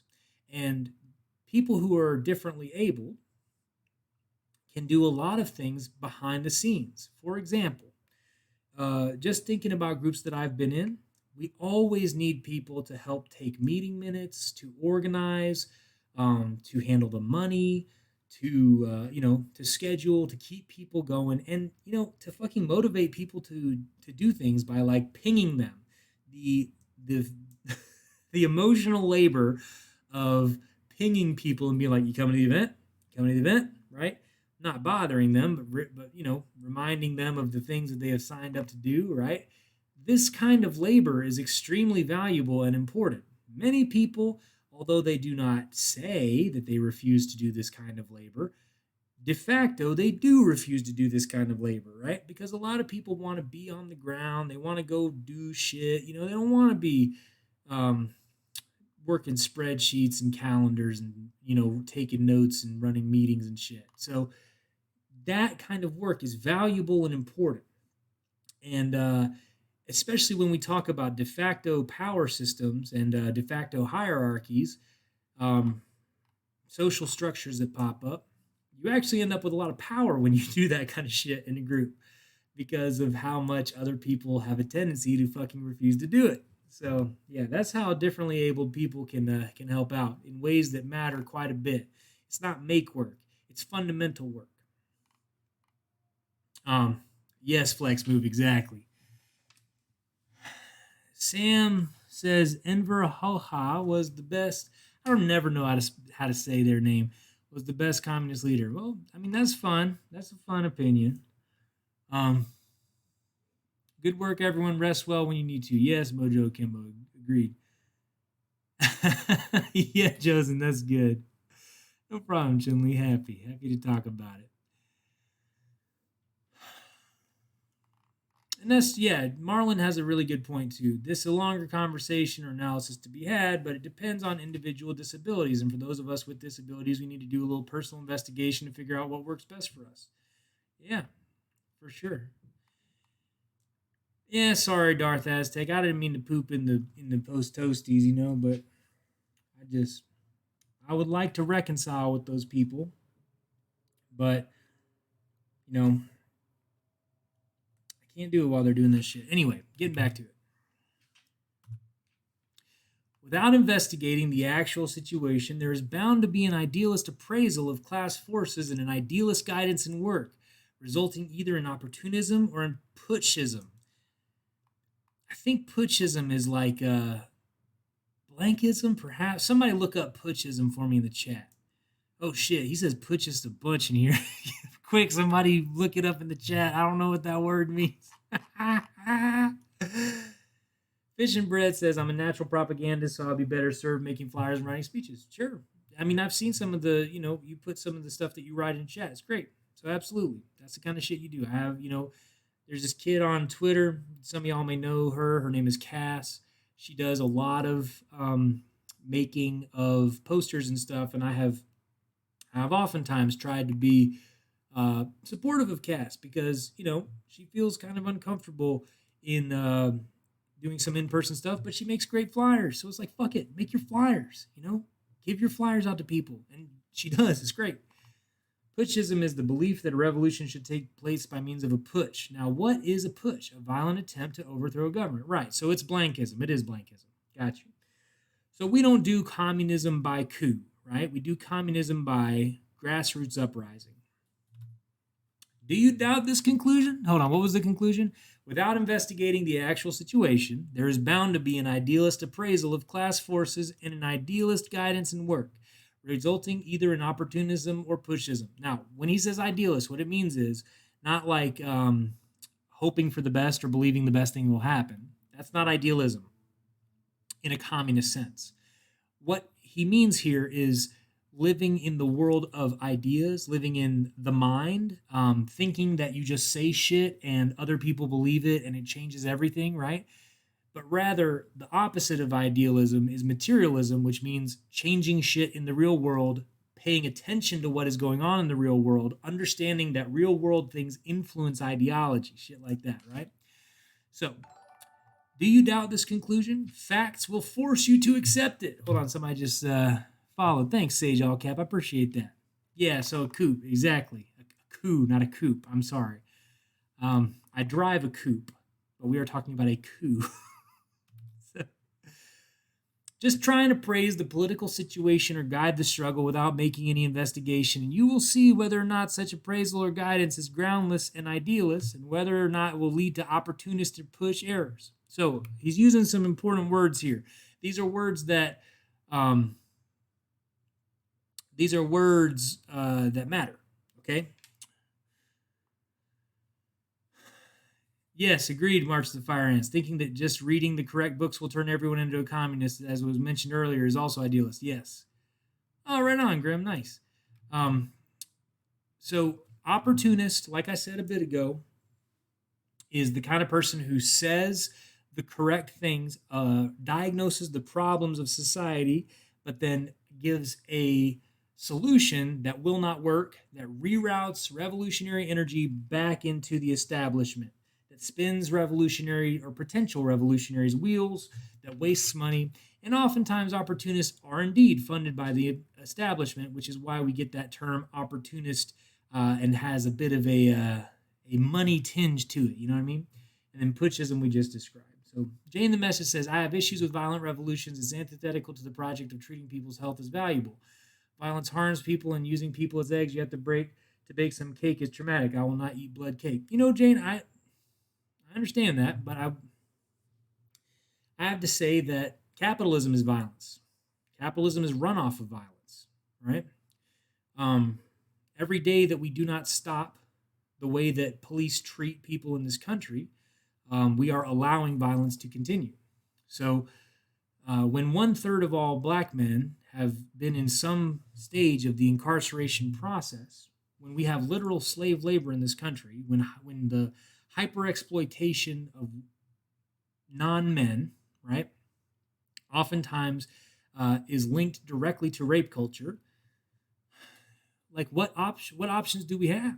We can perhaps get everybody together to lay down their tools to not have a revolution as such that is violent. But I've never seen a country stay socialist that has had a peaceful revolution, because when capitalists are willing to do violence on a daily basis to many people in order to stay in power, just to survive on a daily basis, right? Of course, they will do the same to stay in power when their power is threatened at an existential level, right? These people will, they will do anything. And you can see that when you look at like the kulaks burning their fields and killing their animals in order to worsen a famine. They don't give a fuck. They'll kill everybody. They don't care. So let's see. I would rather convince people that they are wrong. I would focus on neuroscience. I mean, maybe. I think we'll see. You know what I mean? Yeah, multi-pronged approaches are important, right? So I personally, as a person, stand willing to to do what I have to do to bring about a revolution. I believe that the defense of the revolution, the ongoing revolution, because a revolution is not the single coup, the revolution is a continuing process, right? I believe that that will require some things that are not simply doing things like this, like teaching. I don't want that. I never wanted that. When I was younger, I really hoped that technology would bring us, to communism, like people like Grimes talk about nowadays. But I went for a long time hoping that we could vote our way to freedom. I was a social democrat, or democratic socialist, I guess you could say. Um, I was democratic socialist for a while, but Bernie was my man for, a long time. But I came to a point where I realized the government will do anything it can to keep the defenders of capital in power. We don't have democracy in the United States whatsoever. Our elections are rigged. And so, because we have no democracy, even at the local level, in many cases, elections are completely rigged. The only thing left to us is violence, and that's okay to be a. It's okay to be a science hermit, Jane. I mean, I think science is. I don't want to dox myself too much, right? But I do work in the sciences myself, right? I used to be a teacher as a profession, but now I work in the sciences myself. I do have hopes, right? I have hopes for engineering, technology, and science to save us, but it's I just can't believe any longer when I've seen the way, especially this year, the way that the government will kill anyone who threatens capital, will imprison them for life, you know? Because what did we see? We saw a lot of protesting, but anytime the protesting actually turned over to a quote unquote riot, where no humans were harmed, but buildings were burned down, and it was contained, right? Whenever people threw bricks, whenever people threw Molotovs, then they were taken. They were the ones who were sought out, taken to jail for life. And who was assassinated? The Black Lives Matter protest leaders, right? They allowed the protest to happen, but they tried to suppress it in many places, and they assassinated the leaders, right? So, black people standing up and saying no more violence to us again, and then having worse violence done to them as individuals, it's like it just shows what the government's willing to do, straight up. I am a socialist and a vegan, correct? I don't know what DVE means. Right on, Jane. Very cool. Kay says, I think I am somewhere between socialist and communist. My biggest hesitancy is that a violent revolution, but I also understand how violent capitalism is too. Yeah, understandable. Biden list of what is a DVE? Domestic violence extremist. Yeah, that's me.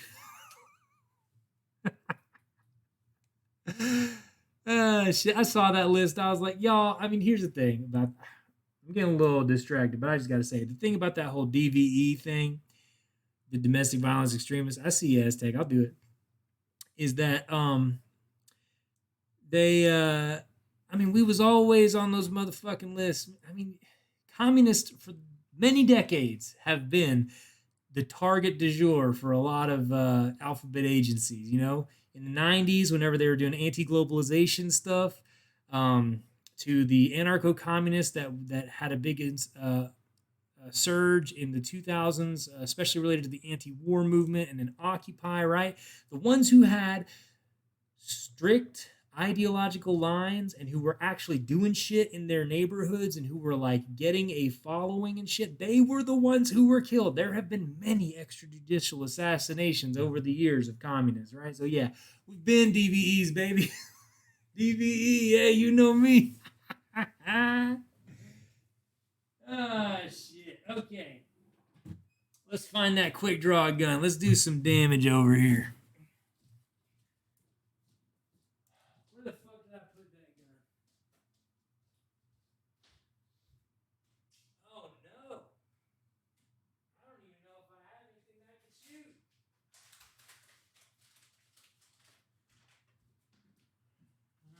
Oh, there they are. I must have hid it from myself. Okay. Oh, God. All right, here we go. All right. I'm playing a dangerous game here, y'all. I am balancing the thing that I'm going to shoot on a couple of books on a coffee cup. So if I fuck up, this coffee could go anywhere. All right, let's do it. Let's see if I can shoot this motherfucker. Oh, oh no. It's not shooting. Hey! Okay, 2 shots. It only took 2 shots this time. My aim is definitely getting worse. Thank you. Yes, quick draws in the chat. Thank you so much. Yeah, Comrade Voltron, I know you couldn't see shit. Quick draw is hard when I got this curtain up. You know, I can't do it on the thing back there. I gotta find a new way to do quick draw. This is not very effective. Yeah, Pukernator, exactly. Ah, fuck. Anyway, continuing. We must wipe out idealism and guard against all opportunists and putschist errors before we can succeed in winning over the masses and defeating the enemy. The only way to wipe out idealism is to make the effort and investigate the actual solution. Fantastic. The aim of social and economic investigation is to arrive at a correct appraisal of class forces and then to formulate correct tactics for the struggle. This is our answer to the question, why do we have to investigate social and economic conditions? Accordingly, the object of our investigation is all the social classes and not fragmentary social phenomena. So what he's saying here, right? Thank you, Comrade Voltron.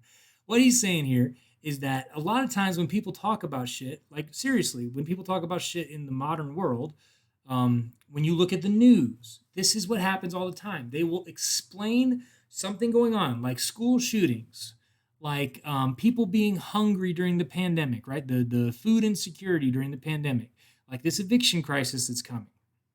They will talk about police violence, and they'll call it one bad apple, right? It's one bad apple, but it just so happens to be a single bad apple year after year in every fucking police department across this goddamn country, right? It's all of these things, and nobody can seem to connect it to capitalism, right? It is the capitalism connected to the bigotry, the racism and sexism that upholds the capitalism, and that in turn capitalism upholds it, right? The motherfuckers work together. So we see this in the news. We see many people talk in this way, especially people who are, a lot of leftist pundits, right? Will talk about this shit as if it is not connected. And that's a problem. Oh shit, we got left flank vets rating with a party of 73. Shit, shout out to left flank vets.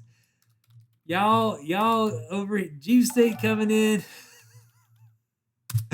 on a day that I'm talking about motherfucking Mao. Yes, welcome Raiders. For y'all who don't know, I mean, I hang out on the Left Flank Vets channel quite a bit, but if y'all don't know me, I'm Comrade Gomer. I talk about communist literature, and I break it down in easy to understand, simple ways. So right now we're talking about Mao's no investigation, no right to speak. Thank you, y'all. Thank y'all for following. I appreciate it. Tuesdays, we talk about organizing techniques. Fridays, we talk about communist literature, and sometimes anarchists, and sometimes shit that ain't particularly communist, but that is valuable for communists to know, right? So if y'all are interested in theory, but you don't really have time to read, or you would like somebody to break it down for you, here I am. I'm your friend. Thank you for the follow, Squidman. Appreciate that. Yeah, we follow communism in here. All right, Darth Aztec, doing a dance like nobody's watching. There you go. Done. Hey, Chocobo, I thought you was following too. Shit. Hey, Leftist Rebel. Welcome. Welcome all our friends who are coming in. I've been rated a few times today, and I really feel happy. What are you showing me? Hold on, Marcus. You better not be putting prawns on my computer. Hell yeah, leftist rebel redneck commie like you. You know it. My neck is actually red. You can't see it right now, but indeed it is red. All right, hold on. Let me see what the fuck Marcus just sent me. Ratioed by the hammer of Mao. Oh shit! Hold up. Let's do put this on. That's good shit. This one? No, that didn't work. Here we go.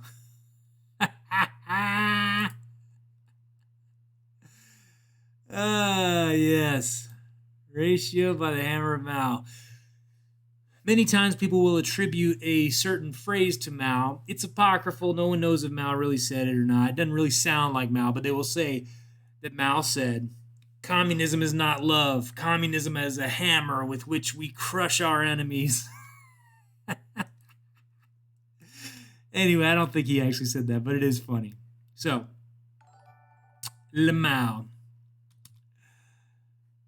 Okay. Here we go.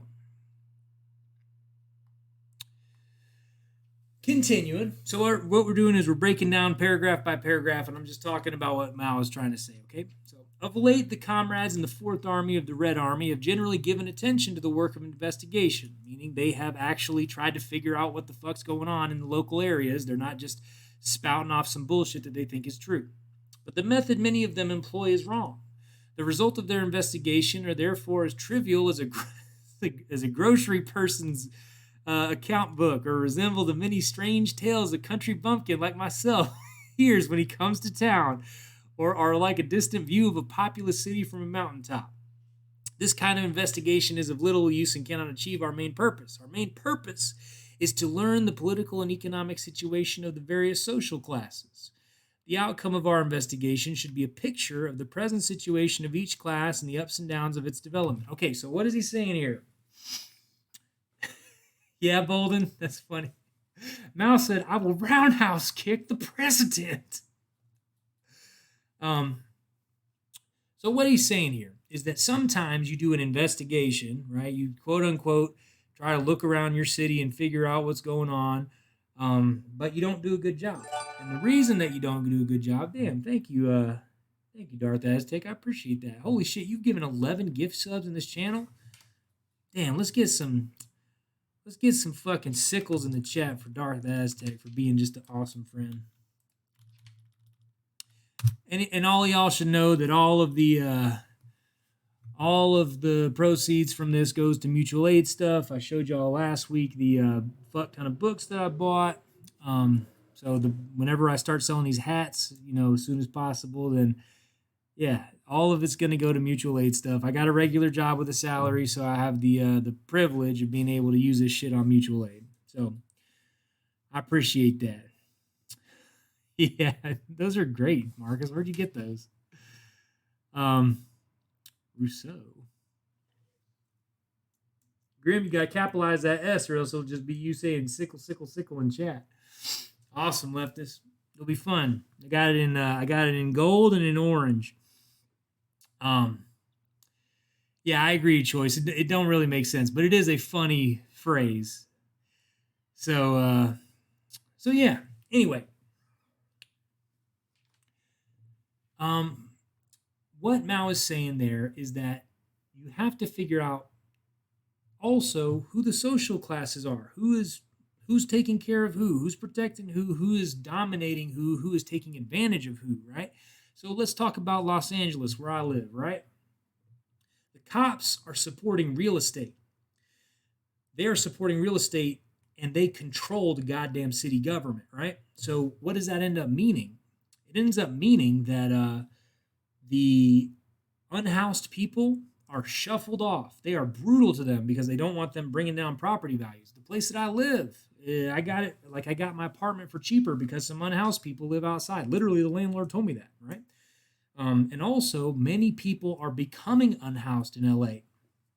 And so there's this eviction to unhoused to being shuffled out of the city pipeline that's going on, right? And the the public health problems that are coming from this are all purposeful, right? Um, as in, they could solve all of this shit if they wanted to, but they do not. The reason that they do not is because they are entirely focused on the domination aspect, right? They're entirely focused on um, boosting the police, giving the police all this money, right? Because Los Angeles, for being like a touchy feely, huggy lovey type image, is a fucked up place, right? Now, when you look at smaller towns across the United States, like if you look at someplace like my hometown back home in the South, then what you would see is things like the police supporting capital in different ways. Sometimes it is a purely racist way, right? Like people go to work in Atlanta and then they come home in their faraway country suburb, and so they are supporting literally just like housing, real estate. Sometimes it's support and like it'll be racist, right? Because there will be like the quote unquote good side of the tracks and the quote unquote bad side of the tracks. Every little town I ever lived in had that bullshit. So like redlining still exists in many places in the South. So we can tie the capital to the racism in many, many different places. Similarly, in many small towns where I'm from, the biggest business in a city, like I lived in a place that had like a chemical plant nearby, right? Everybody who had money in the city went and worked at the chemical plant. So so yeah, they the police would support the chemical plant, right? The local taxes would support the chemical plant. Like it would everything would be kind of strangely surrounding the chemical plant and the people who worked at the chemical plant nearby, right? And everybody else is kind of on the periphery. So you see this kind of shit happen everywhere. So you have to figure out in your place, in your city, you have to figure out who's got the money. Where's the majority of money going in your city, right? Where does a lot of the money change hands? And then you can figure out who's getting hurt, right? If your city has a big racism problem, if your city has certain types of crime problems, right? Then it's almost always related to this shit. You can do a very good analysis of what's going on in your city in a way that liberals can't. The liberals and the Republicans just want to fight each other and think that they're the author of the other's problems all the time. But you, as a communist, which I'm assuming you are, you may not be, right? But you, as a disciplined leftist, if you will, all my left flank vets friends, y'all can see much clearer who has the money and who has the power. So, Mal slid into my DMs and told me that, oh shit, Class Time is here. Shout out to Class Time. Another awesome left wing streamer. Damn, y'all got a lot of good shit. I can't read everything that y'all wrote in the chat, but y'all got a lot of good shit.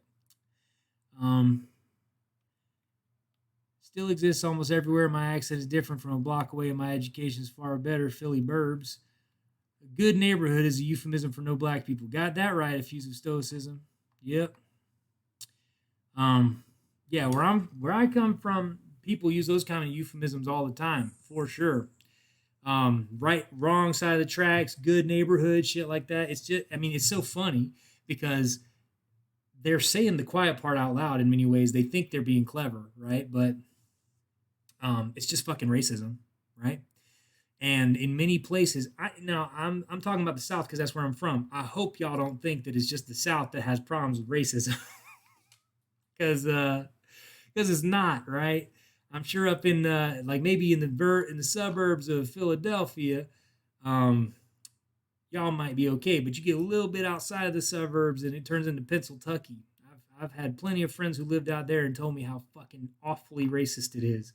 And sexism is everywhere, right? Sexism is everywhere, you know? So, anyway, they want to talk about the wrong side of tracks. Let's talk about sundown towns. Yeah. I mean, you know where I've seen sundown towns? In fucking New Mexico, Arizona. I suppose sundown towns existed in like nearby where I lived. My non-white friends didn't talk about it very much. Maybe they were scared, or maybe it just wasn't a thing right around my area in Georgia. But But I did see a Klan rally one time accidentally. I was in fucking vacationing out nearby Stone Mountain, and yeah, we saw the fucking Klan. It was terrifying. My dad ran us to get in the car. We're white people. We should have been fine, but they're scary. Um, Sundown towns are everywhere, even today. Exactly. So anyway, continuing. For example, when we investigate the composition of the peasantry, not only must we know the number of owner peasants, which is like, the rich people, the landowners, right? Semi-owner peasants and tenant peasants. He's talking about like people, like this is my people he's talking about, right? He's talking about the people who work the land, the people who are, farmers in the sense of like, sharecroppers who just go and are always poor. I've never met a rich sharecropper, I'll tell you that. Semi-owner peasants are like your small farm people, and then owner peasants are like the people who say they have a family farm and own, like, for example, in Florida, I don't know if it's the same way now, but there's this one group of people who own, it's like one family, and they own like all of the horse farm land in Florida. Like six people own like all of it. Right? It's ridiculous. Yeah, I get that, Lexi. I do get that. But yeah, so these are the classes that he's talking about. And, people who aren't from the country would call them all farmers. But there's a big difference between these people who own everything and these people who own nothing. Right? So who are differentiated according to tendency relationships, but more especially, we must know the number of rich peasants, middle peasants, and poor peasants who are differentiated according to class or strata. Now, that's interesting. Because what Mao's saying here is that, you've got tenancy relationships, I should say, is that he is talking about class as it relates to simply, how much money you have. Anyway, we can come back to that. It's not worth getting too deep into. When we investigate the composition of the merchants, not only must we know the number of each trade, such as grain, clothing, medicinal herbs, etc., but more especially, we must know the number of small merchants, middle merchants, and big merchants. We should investigate not only the state of each trade, but more importantly, more especially the class relation within it. Okay, he's saying a lot of stuff, and this is something Mao does sometimes. But this is important. Memphisuga asking, do I know a lot of sharecroppers? I absolutely knew sharecroppers growing up. I know that sounds wild because there ain't a lot of sharecroppers out there, right? Especially nowadays. I think a lot of times what they call, like the sharecroppers of old have gone away, and they've replaced it quite a bit with immigrant labor, who do still functionally work as sharecroppers in many senses, as far as like they have required amounts during the day, but they just don't. It's just a matter of getting paid or not getting paid. It's not the sharecropping model as such. But yeah, hell yeah, I knew sharecroppers growing up. I'm from the fucking country. So anyway, the important thing of what Mao is talking about here is that, like I was talking before about like figuring out who's the big employer in the city, something like that, right? Figuring out what are the big businesses. So like another example, like, from LA, right? Everybody thinks of things like the movies, the entertainment industry, and aerospace, right? And some people will think about, big business, quote unquote, like banking and such a little bit in LA, but not much, right? Not nearly as much as, say, like New York.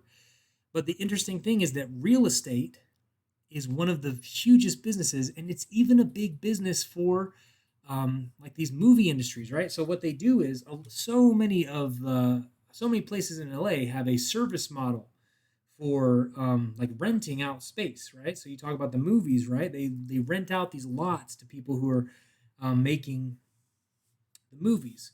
So at the end of the day, it's a real estate business.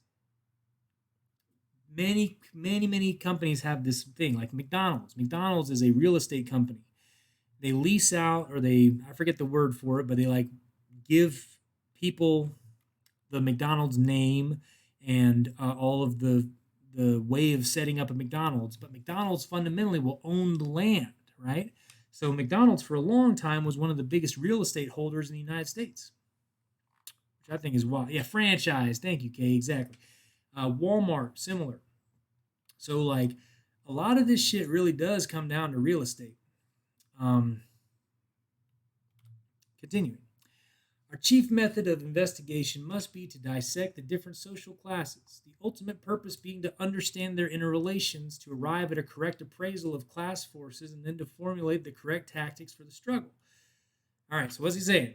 We got to look at what's going on in the city, understand the way that the businesses and who owns what comes together, figure out who is oppressing who, right? And then we can talk about how to fix shit, right? How do we fight back against whatever's going on? How do we fight back against the oppression? The only way you can understand it is by doing a real study of your city. You can't just assume that you know. You can't just go out and take whatever things that the fucking news has told you is a problem in the city. You have to actually take a look at what's going on. That's how you be a good communist, right? Defining which classes constitute the main force in the revolutionary struggle, which classes are to be won over as allies, and which classes are to be overthrown. This is our sole purpose. Now, for my communists in the crowd who like do a little bit of reading, one really interesting thing about Mao is how he and Fanon at the same time came up with the understanding that the quote unquote intelligentsia, meaning the people who make the art and education, newspapers and such for the rich, are oftentimes poor themselves, but are allied to the rich, right? Because they serve the rich and the rich pay for them directly. But the local, what he calls petty bourgeoisie, right? A lot of times these like smaller business owners, people who like, your black businesses and such, right? Local type stuff, not the big conglomerate owners, the people who try to make it in their own neighborhoods, right? Those type people can actually be won over, right? They can help in a revolution, but they have a lot more money than the intelligentsia, right? These people who do the education and the art and the newspapers and such. So how is it that money alone isn't what drives who's going to help who in a revolution? There's levels to this shit, and you have to pay attention. You can't just read a book once and be done. you know. Maoism, after the death of Mao, included a lot of Fanon in his synthesis. Yeah, hell yeah, Marlon, that makes sense. Damn, can someone summarize or describe Fanon? I haven't read them before. I would recommend listening to the not the Revolutionary Left, the Red Menace podcast episodes on Wretched of the Earth. Wretched of the Earth is a fantastic read, but if you don't got time, you only have a few hours, I recommend listening to the Red Menace episodes on it. The last one goes into the stories a little bit, and those can be a bit much. It's a bit harsh. But if you just want to get like the core of the ideas that Fanon is explaining, it's got some good shit, some really important shit that has influenced the decolonization movement ever since then. So, yeah, no problem. Hey, that's a good point. Wretched of the Earth only take 5 pages at a time. That's a good point, Choice. That's good shit. All right, so what are the social classes required in investigation? He goes into all these different social classes. So these are people that, you need if you're doing a investigation in your city on who's got the power, who's got the money, who is conflicting with who, right? These are the ones that he recommends you look into. And you can update this to talk about modern, like he says, the handicraft workers. Well, in the modern world, that would be people like, maybe AC repairmen or people who do freelance art and computer type shit, right? So you can update this, but continue. Our investigation, we should give attention to the state of all of these classes or strata. Only the industrial proletariat and industrial bourgeoisie are absent in the areas where we are now working. And we constantly come across all the others. So he's talking about just where he's at in this. He's not talking about us as in like us in modern day. He's talking about in his area at that time. Right? Our tactics of struggle are tactics in relation to all these classes and strata. Another serious shortcoming in our past investigations has been the undue stress on the countryside to the neglect of the towns, so that many comrades have always been vague about our tactics toward the urban poor and the commercial bourgeoisie. This development of the struggle has enabled us to leave the mountains for the plains. We have descended physically, but we are still up in the mountains mentally. That's interesting. We must understand the towns as well as the countryside, or we shall be unable to meet the needs of the revolutionary struggle. I would counter that nowadays in America, we are neglecting the countryside entirely and focusing only on our cities. Straight up, right? Because how many times have people said, oh no, those people in the country are too backwards? Those people in the countryside are, they're just all Republicans. We should carpet bomb Texas, right? I've heard, no, what did they say? They said we should just let them get their just desserts when it was talking about people freezing to death in Texas or people getting COVID in Texas, right? Heard a lot of shitty things said about the countryside by alleged leftists, right? And I was like, that's anti-communist, buddy. That's a terrible way to think because all of these people are people. All of these people will be a part of the revolution, right? So we have to take care of each other. We have to give a shit when these people are dying, right? The only way to be a good person, straight up, I'll say this directly because I don't believe in any kind of like highfalutin philosophical bullshit. If you don't care when somebody's like when a whole big ass group of people are dying, like if you think it's good because they're Republican or something like that, that's fucked up. Don't be like that. You don't. First of all, you don't know that they're all Republican, but second of all, we are here to serve the people, right? And we may have to fight physically against the people who are called Republicans now, who may be called fascists in the future, right? But to celebrate regular ass people just trying to live, getting COVID and dying. Sorry, that ain't it. It's not what we do. Chantilly says, ignoring of the country is leftover liberal shit for sure, and it makes me very angry when I say leftists saying it. Yes, especially because they claim these places don't care for the marginalized as if there aren't marginalized people in Texas. Yes, as if the South doesn't have the highest amount of black folk compared to other places. Yes, exactly. It makes me, it drives me nuts when people talk about Georgia and talk about like, well, they elected such and such person. So, I guess this is just, they're getting what they wanted, right? And it's like, no, the elections are rigged. And also, there are lots of people who were fighting, right? So even if the elections weren't rigged, even if it was 60% of Georgia was racist as fuck and decided to put a racist in office, it's like, well, there's still plenty of people who was fighting against that, right? So we don't talk that way as communists. We look out. We try to help. All right, repaint them red states red. Hell yeah, Voltron, exactly. All right, hold on just a second.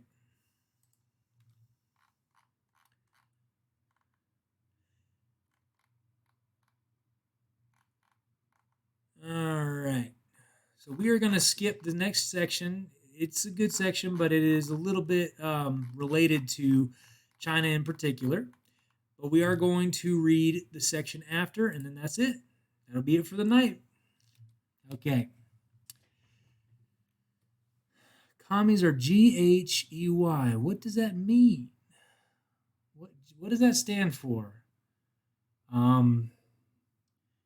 Good heads every yokel. The technique of investigation. So this is where this is where Mao breaks it down, in particular, how to look into your area, how to figure out what's going on where you live. 1. Great help, everybody, always. Thank you, March of the Fire Ants. I appreciate that. 1. Hold fact-finding meetings and undertake investigation through discussions. The only way to get near the truth, the only way to draw conclusions. It is easy to commit mistakes if you do not hold fact-finding meetings. Just get together and go research together, right? For investigation through discussions, but simply rely on one individual relating his own experience. We don't do that. You cannot possibly draw more or less correct conclusions at such meetings if you put questions casually instead of raising key questions for discussion, right? So don't be haphazard about this shit. If you're starting a group, or if you are taking part in any kind of group, even if you're in the DSA, right? There has to be an aspect of what you do that includes actually polling the neighbors or discussing directly with several different people who have experience in the neighborhood, not just going based on your own individual experience or just one person's experience. This can be bad, especially when leaders get on their high horse and say just what the problems of the neighborhood is. 2, what kind of people should attend the fact finding meetings? They should be people well acquainted with the social and economic conditions. As far as age is concerned, older people are best because they are rich in experience, not only know what is going on, but understand the causes and effects. Hear me out on this, y'all. Sometimes older people can be a bit boomerish in their ideology, but I've been to many meetings where it's a bunch of young people who get together and put their heads together and come up with the exact same fucking mistakes as every group of young people that I've been in before that, right?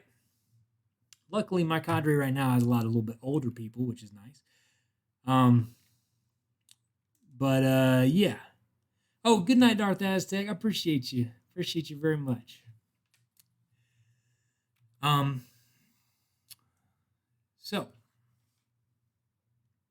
young people with the experience of struggle should also be included because they have progressive ideas and sharp eyes. As far as occupation is concerned, there should be workers, peasants, merchants, intellectuals, and occasionally soldiers, sometimes even vagrants, right? Naturally, when a particular subject is being looked into, those who have nothing to do with it need not be present.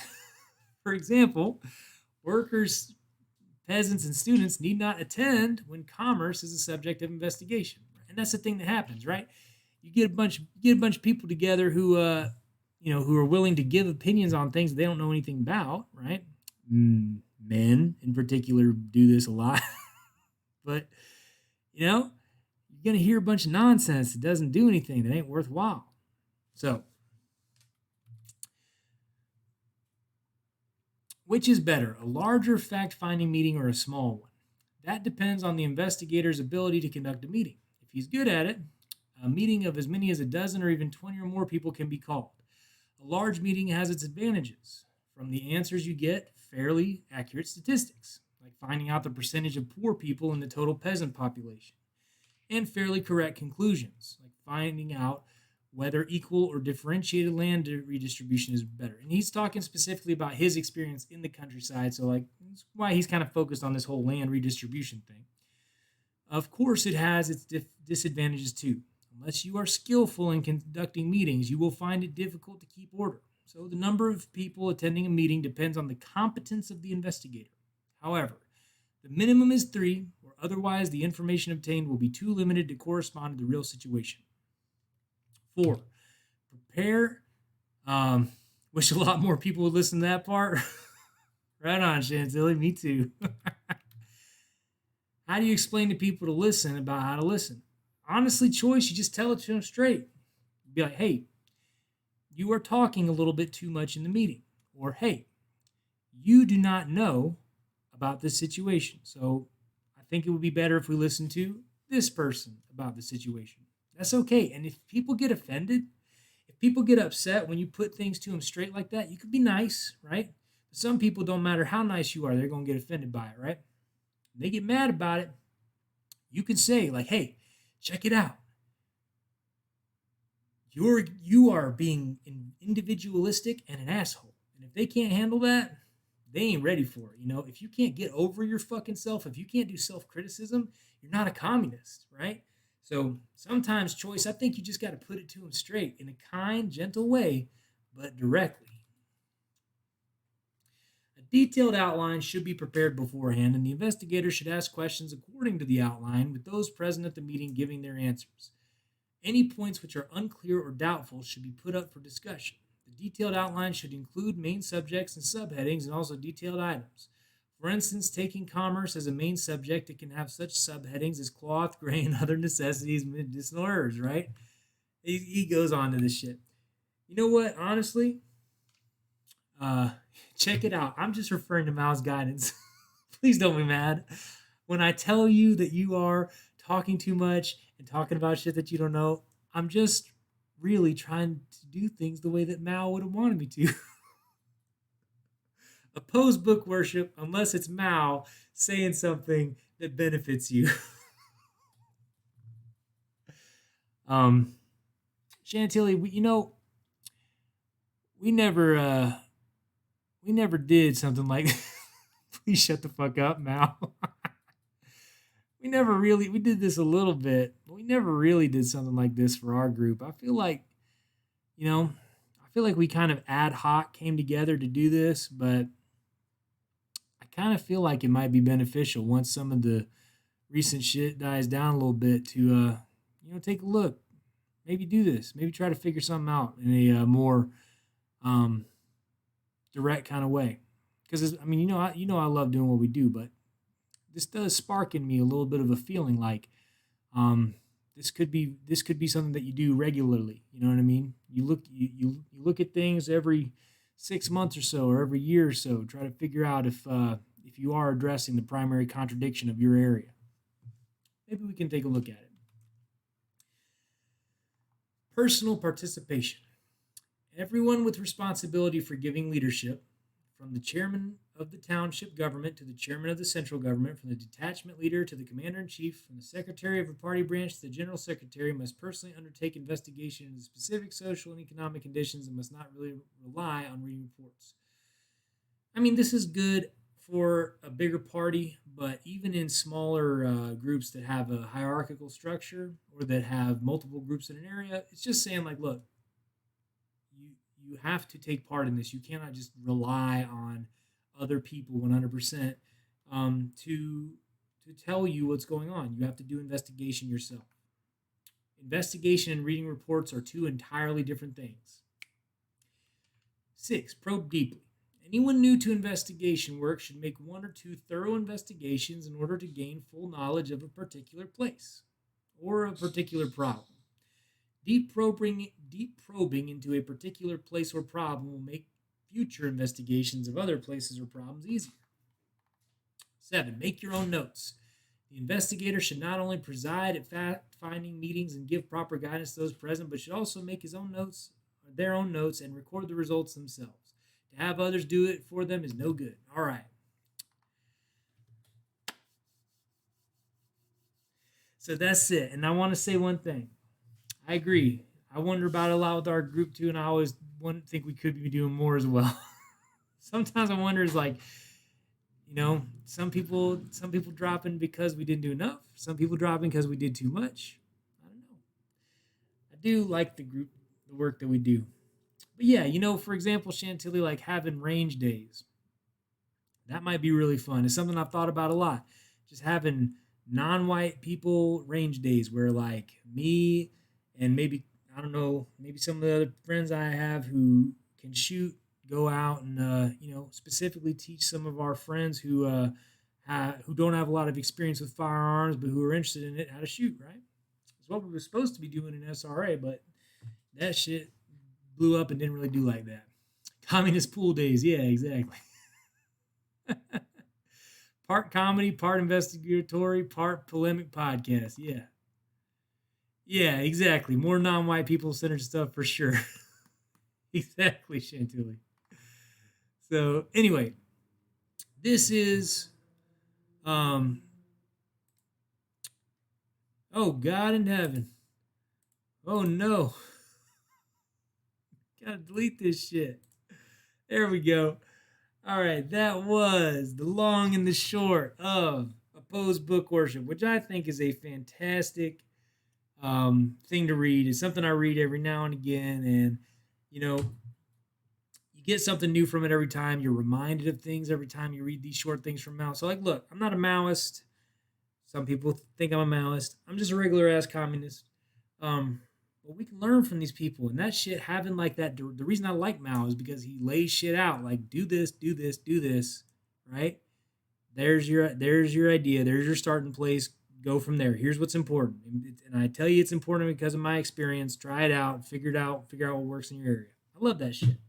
Yeah, Mao knew how to be practical. Exactly. Oh shit, we got a lot of people. Got a lot of people online right now. A lot of friends.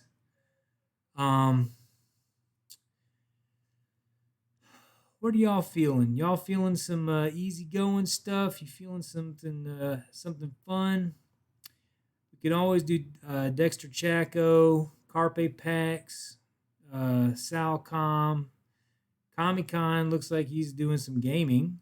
Lawsu is on. I feel like Lawsu does music on. We did Lawsu last time. We can't do Lawsu again. We do Carpe Packs. Do Artsy? Yeah, fuck it. Let's do Artsy. Why not?